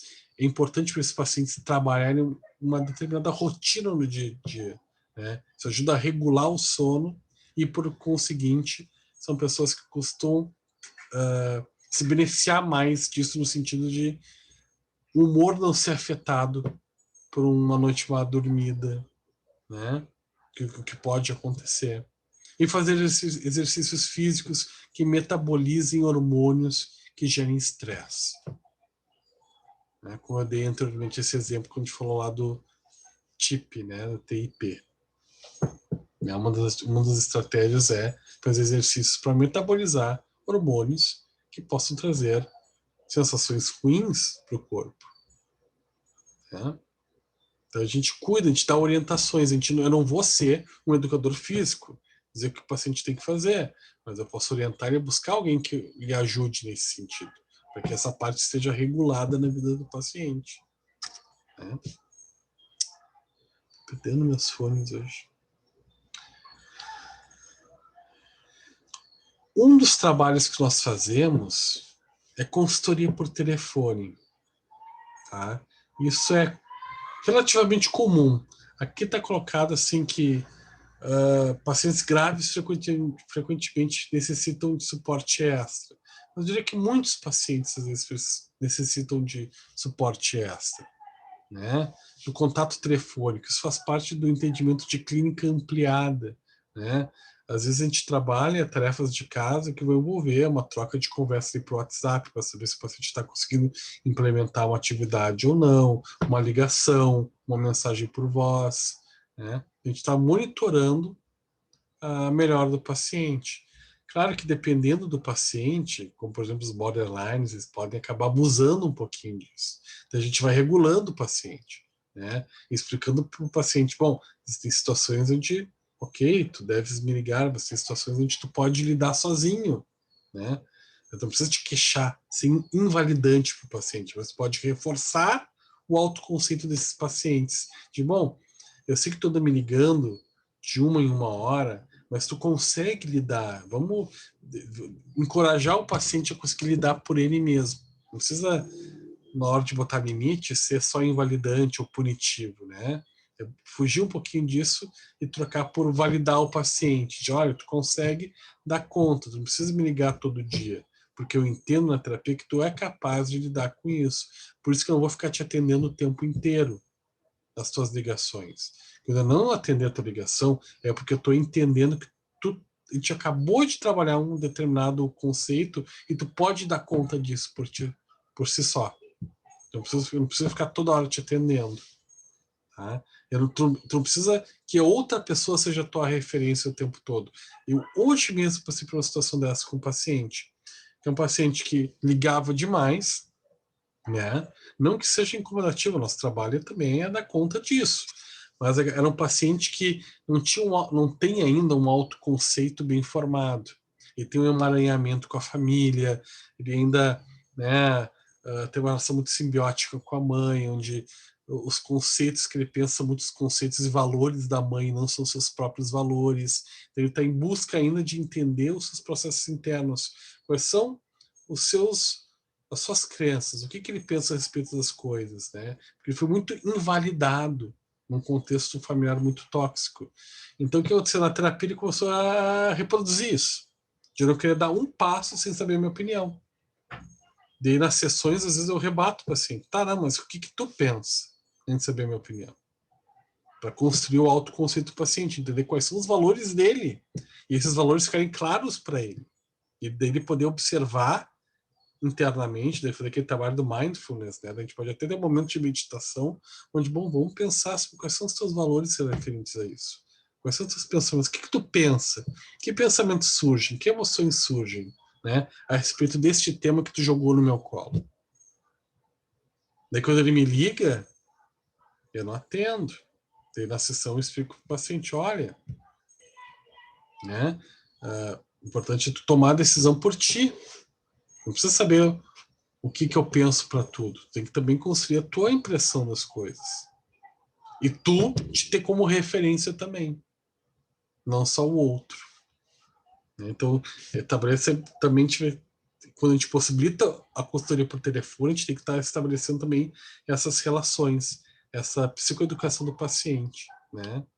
Então, tem pacientes que vão ligar demais, tem pacientes aqueles que a gente fica sabendo de um surto, né, de uma crise de raiva depois que aconteceu. São aqueles que não querem ligar. Os que não querem ligar, a gente tem que fazer o contrário. Daqui a pouco eu, como terapeuta, vou ter que estabelecer essa rotina para o paciente se sentir aceito.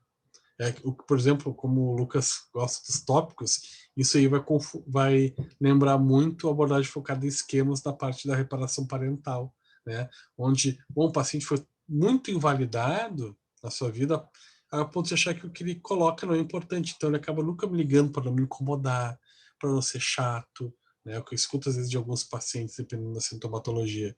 Eu faço o contrário, eu ligo para o paciente, né? Oi, tudo bem? Né? Tu tinha ficado de me ligar, tinha combinado de uma ligação por semana, tu me ligou, tá tudo bem? Né? Daí eu vou modelando o comportamento do paciente. Ele vai observando o meu jeito de ser, vai se sentindo aceito, vai entendendo que não há problema nenhum na ligação, que, poxa, se meu terapeuta me liga, eu também posso ligar, não tem problema. Desse paciente que nunca liga vai sentindo um ambiente continente, um ambiente de aceitação para ele poder se expressar, para poder ligar sem sentir-se um incômodo, né, um peso. Então a gente pode tanto regular o que liga demais para aumentar a capacidade de autoconceito, né, entender que nem sempre há um motivo importante para a ligação, e também reforçar positivamente, né, aqueles que nunca ligam para ligar quando é necessário. Esse jogo a gente tem que estar sempre fazendo nesse processo da ligação, né? Isso vai envolver telefonemas em momentos de crise, né? Então o paciente pode fazer uma combinação. Isso é muito comum em pacientes com síndrome do pânico, por exemplo, né? Tá tendo às vezes uma crise, bom, tá difícil aplicar as técnicas de regulação emocional, bom, como um último recurso pode ligar para o terapeuta. Daí em loco a gente faz um trabalho por telefone, né? De condução estado emocional menos superativado, de mais tranquilidade. A gente pode fazer um mindfulness por telefone. A gente pode agendar telefonemas em determinados horários da semana, né? O paciente vai enfrentar uma situação específica de entrar para uma cirurgia em tal dia, em tal horário. A gente combina, agenda uma ligação antes de ele entrar, se necessário, para uma cirurgia ou para uma situação extrema que ele vai enfrentar, que pode gerar uma ativação emocional mais intensa, né? E ligações do terapeuta para os pacientes, quando for, principalmente para modelar comportamento. Não é comum o terapeuta ligar, estava com saudade de ti, resolvi te ligar. Não, sempre vai ter um porquê terapêutico para modelar o comportamento do paciente, né? Quando for uma combinação de ligação, o paciente nunca liga, bom, daqui a pouco eu vou ligar para o paciente perceber que há um espaço para isso, que o terapeuta está disposto a realizar uma ajuda ativa ao paciente. Acho que existe um ambiente validante para ele, onde ele possa se expressar. Existe esse espaço continente para o paciente.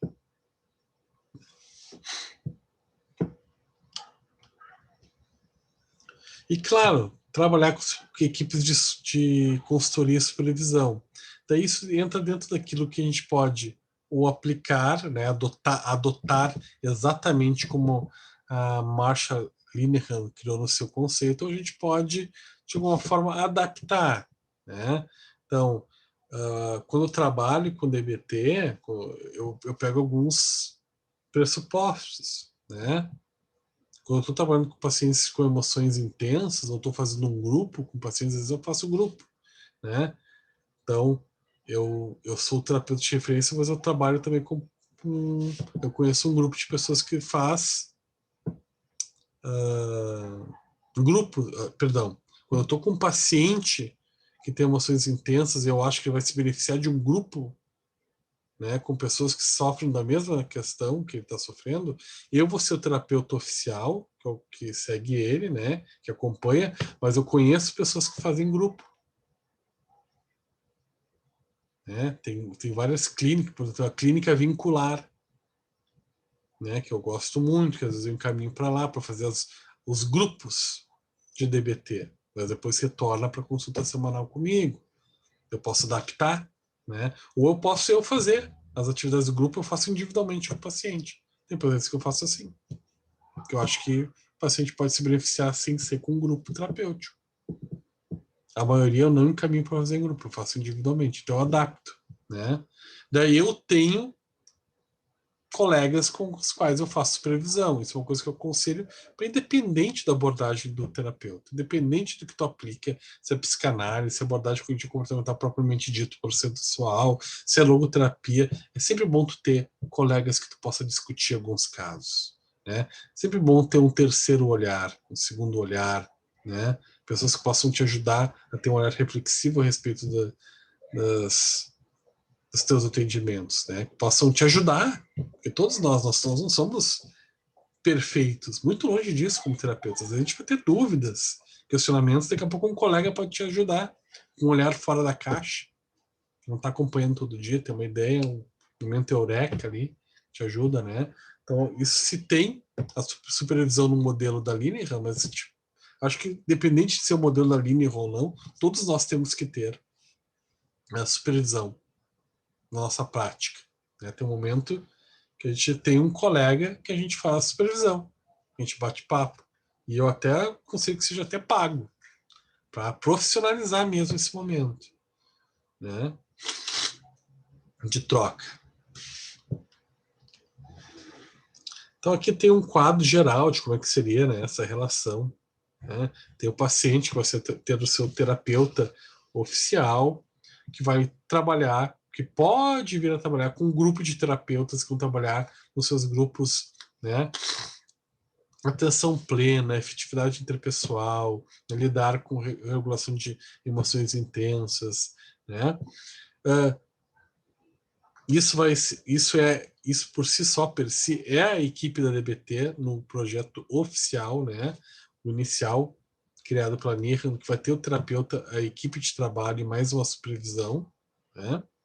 E o paciente, que vai contar com o terapeuta, com esses grupos terapias, com terapeuta e coterapeuta, onde vai ser trabalhado aqueles módulos que nós vimos, né, de 6 encontros que se repetem 2 vezes, né, formando 12 meses ao total no ano, e as equipes informais que vão estar relacionadas ao paciente, né, dando suporte, né, como daqui a pouco o psiquiatra que acompanha ele também, médicos clínicos, fisioterapeuta, fonoaudiólogo, dependendo da necessidade do paciente. Mas eu sou muito adepto da adaptação, né? Não é necessariamente adotar o modelo exatamente como ele é. Acho que até um pouquinho, se me permitem opinião, às vezes meio formatado para uma coisa meio, às vezes me dá a sensação meio, daí entra um pouco do meus valores, né? Ter que obedecer, adotar tal qual ele é sempre, parece ser uma coisa que serve mais para um fundo comercial, de ter que englobar mais terapeutas no tratamento onde nem sempre é necessário, né?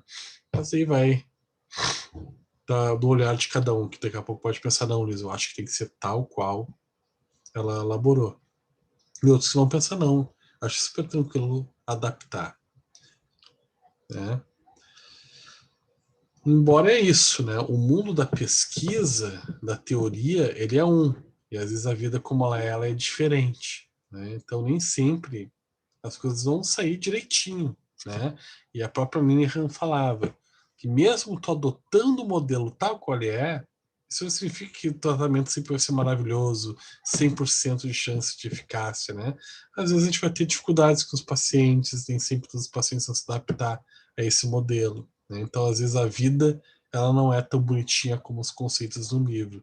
Até vou pular aqui, por isso que ela tem uma frase que é muito importante, né, que ela fala: o terapeuta deve conhecer o manual como a palma da sua mão, mas deixá-lo na porta do lado de fora da sala quando estiver com o paciente, né? Então, mesmo que tu saiba exatamente como fazer o modelo certinho, né, porque o modelo dela é muito passo a passo, tem muitas regras, muitas intervenções, né? Mas na hora de lidar com o paciente também tem que ter um pouco de feeling, né? Tem que ter um pouco daquele aspecto mais vai se construir na relação com o paciente, que não é o livro que vai te dar, né? Então, ao mesmo tempo que ela falava que o ideal é tu adotar o modelo dela e não adaptar, ao mesmo tempo ela traz isso, né? De que a gente deixa o livro e os conceitos às vezes na porta de fora da sala quando tu for atender o paciente. Tem que também ouvir a voz interna tua como tu terapeuta, né? Teu feeling. Lucas, quase aquela frase junguiana. Do Jung. Seja apenas uma alma, né? Contato com outra. Eu diria que inspirado, né? Vamos ser francos, né? O Jung é só um pouquinho mais antigo que ela, né? Algumas décadas. Possivelmente foi uma inspiração. Aqui, por que eu passei aqui? Porque ela só fala sobre os riscos de tu não adaptar, né? Então, eu prefiro passar, tá? Porque eu acho que não há risco entre... Eu prefiro não gerar esse temor no aluno e deixar a critério de vocês, da avaliação de vocês, sobre adotar e adaptar por vocês, sem gerar uma condição de controle aversivo de, ai meu Deus, e se eu adaptar e não der certo? Enfim, não. Aqui eu acho que é uma coisa meio até comercial, assim, a gente não tem que ter temor de adaptar, tá? São alguns dilemas entre adaptar e adotar o modelo, mas isso vai muito da prática e do feeling de vocês. E aí, pessoal, perguntas? Eu sei que eu pulei o intervalo, tá? Eu vou fazer um intervalo com vocês e daí na volta a gente vai discutir o trabalho, tá? Daí já vou liberar vocês para fazer. Mas e aí, pessoal? Como é que foi a experiência dessa aula? Eu acho que a DBT ela é um pouco mais tangível que a ACT. A ACT ela lida muito com metáforas, né? Apesar de ser puramente comportamental, as estratégias são muito baseadas em metáforas, né? Em provérbios, enfim, a ACT ela tem um manual mais descritivo, né? Que facilita talvez a compreensão de forma mais facilitada que a ACT. Mas e aí?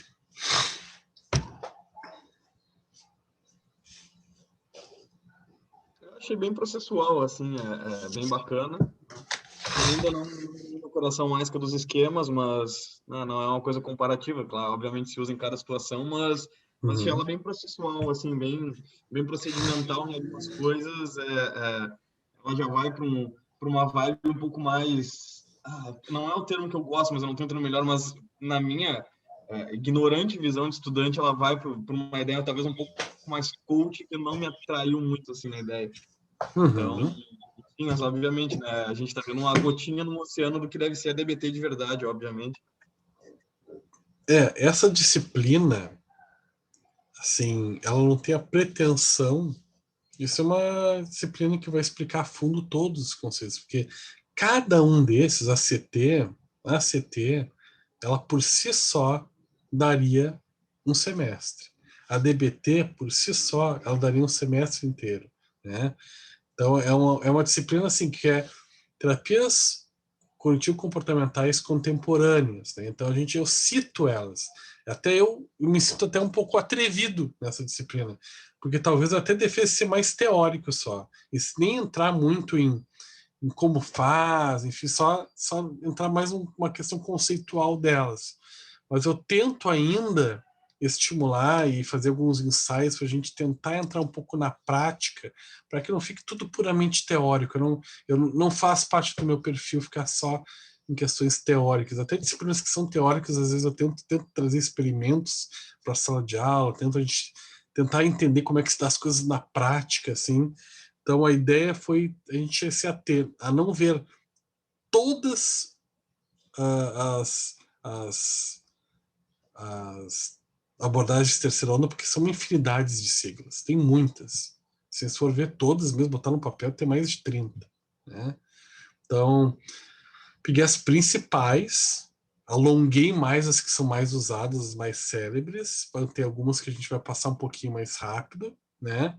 Tem umas que, por exemplo, que são consideradas de terceira onda, mas eu nem estou vendo, porque tem disciplina para ver, como, por exemplo, a psicologia positiva tem disciplina. Por que eu vou gastar o nosso tempo aqui sem uma disciplina que é para ver ela, né?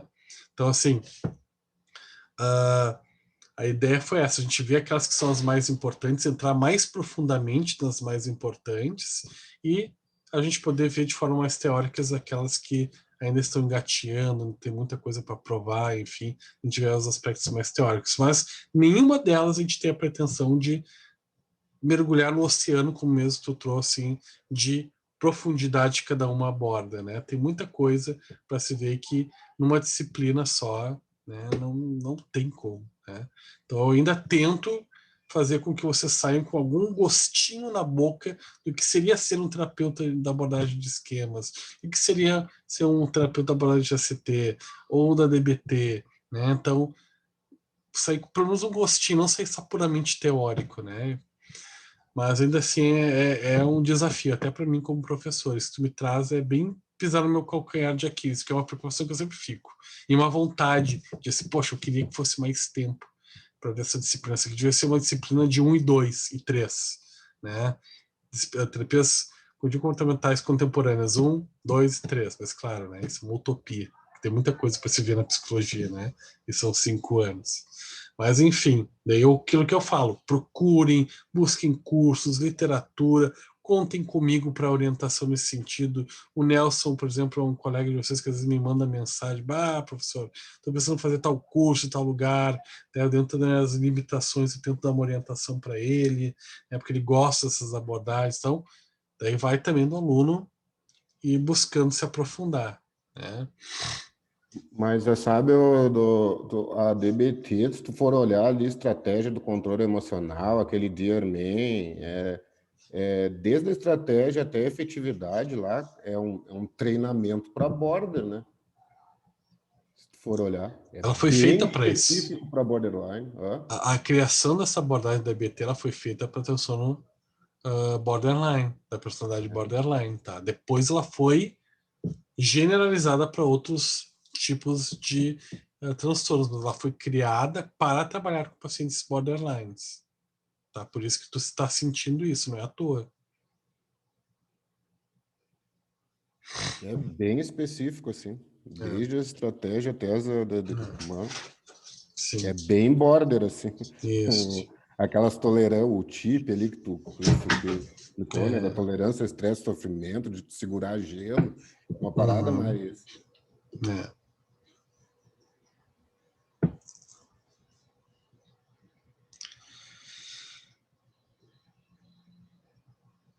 A Isabel bocejando ali. Ai, porque eu chego a hora de estar cansado, né? É o corpo pedindo para cestar. A minha atenção está sempre flutuante, eu estou olhando. Eu fico hoje com a lembrança do caríssimo coordenador de turma aí, Lucas. Conheça todas as teorias, domine todas as técnicas, mas ao tocar uma alma humana, seja apenas outra alma humana. Essa frase, ela mata todas.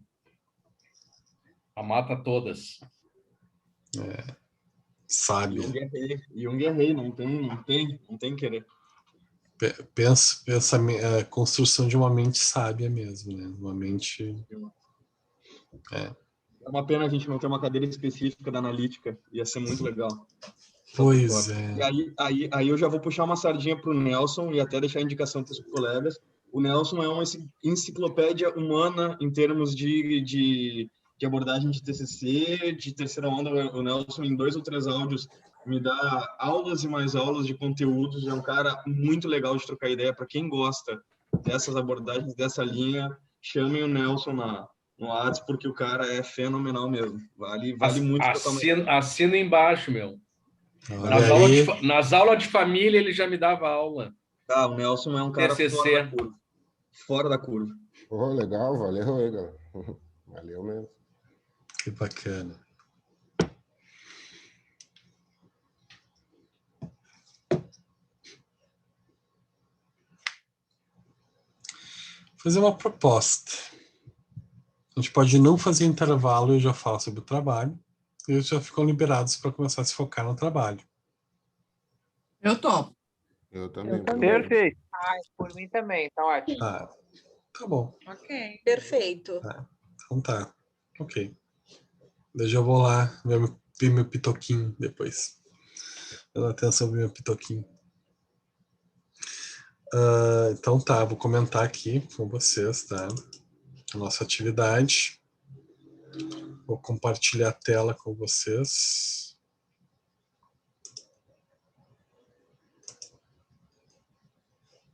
Deixa eu ver aqui.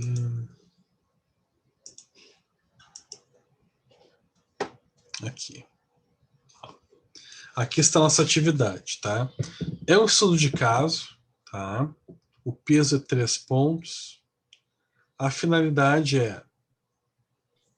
Esse estudo de caso já está lá no portal, já criei uma tarefa, que é da nossa atividade, que é para entrega no dia 25 de junho, tá? Às 19 horas. Que é o mesmo dia do nosso dia do seminário sobre o assunto. A gente vai fazer um seminário sobre esse estudo de caso. Mas o que eu peço com relação a esse estudo de caso? Vocês realizem a leitura desse estudo de caso com atenção, que é sobre o caso borderline da personalidade, e realizar um plano de tratamento, passo a passo, baseado nos conceitos e intervenção da DBT, Terapia Comportamental Dialética de Marshall Linehan. Tá? Então, não precisa fazer diagnóstico. Não quero diagnóstico. Quero só que vocês pensem, como é que eu ia intervir? Como é que eu interviria nesse caso? Que tipo de técnica daquelas que eu vi ali, ou a forma de lidar com o paciente, né? Como é que eu trabalharia com esse paciente à luz da DBT? tá? Pode utilizar aquilo que a gente aprendeu em sala de aula, pode ler literatura a mais, buscar nos livros, né? No livro do Wilson Mello, que eu sugeri para vocês também. Então, podem procurar fora da caixa, mas desde que seja baseado naquilo que a gente viu, pelo menos em sala de aula, tá? E daí eu gostaria de uma estrutura nesse trabalho entregue, né? Uma estrutura que tenha a capa, uma introdução teórica, que pelo menos comente o que é a DBT, de onde que veio a DBT, né? Quais são os princípios da DBT. E vocês façam uma exposição do caso, né? Que caso é esse? Pode copiar o caso tal qual ele está ali, só coloca qual é o caso. Então vai copiar o caso ali para constar na estrutura e daí botar o plano de tratamento de vocês. Como é que vocês trabalhariam com esse paciente? Por onde é que vocês iniciariam? Como que vocês fariam isso, tá? Usem a criatividade de vocês, tá? Usem a criatividade, à luz daquilo que a gente está vendo em sala de aula, mas usem um pouquinho a criatividade. E no fim, uma conclusão, que é as impressões gerais de vocês, o que vocês entenderam, né? Se vocês acham que seria efetivo para o paciente, se vocês acham que não, daqui a pouco vocês trabalharão com outra abordagem, né? Se gostaram de fazer, não gostaram de fazer, tá? Pelo menos 25 linhas o trabalho tem que ter, entre introdução teórica e conclusão, tá? Então, 2 pontos vão valer esse trabalho escrito. Vocês podem fazer ou individualmente ou até em 3 pessoas, tá? E mais um ponto vai ser do nosso seminário sobre o assunto, no dia 26, ok? Que daí vai constituir os 3 pontos, né? O peso 3 no nosso grau B. Tá. Ok, pessoal? Prof, o seminário vai ser o assunto só TBT? Isto. Vai ser sobre esse trabalho.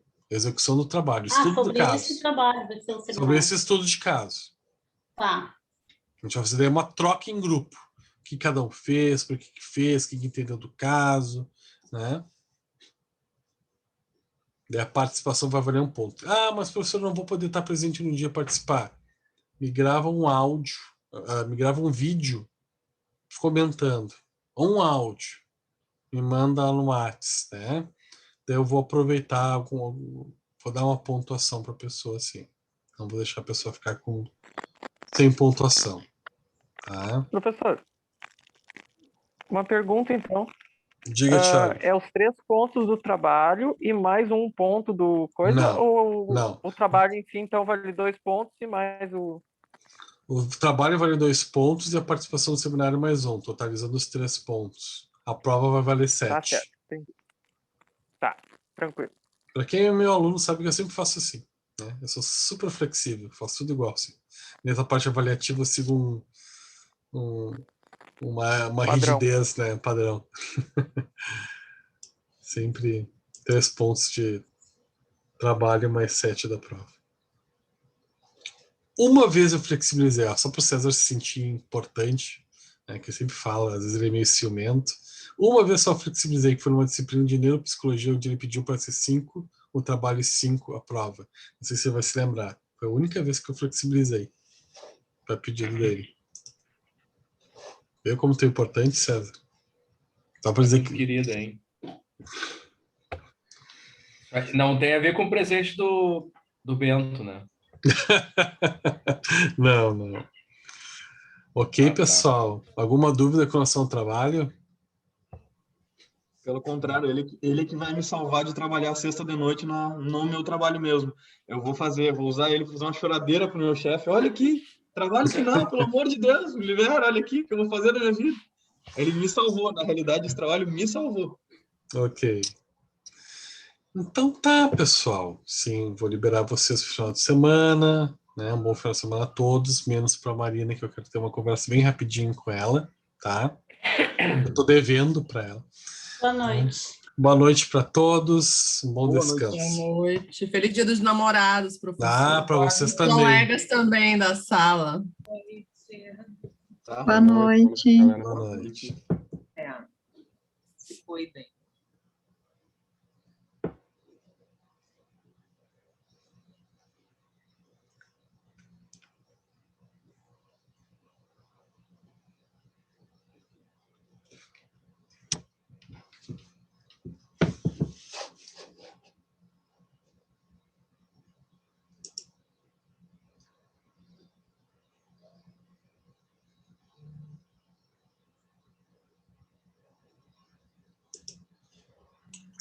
Pode falar, professor, não tem problema não.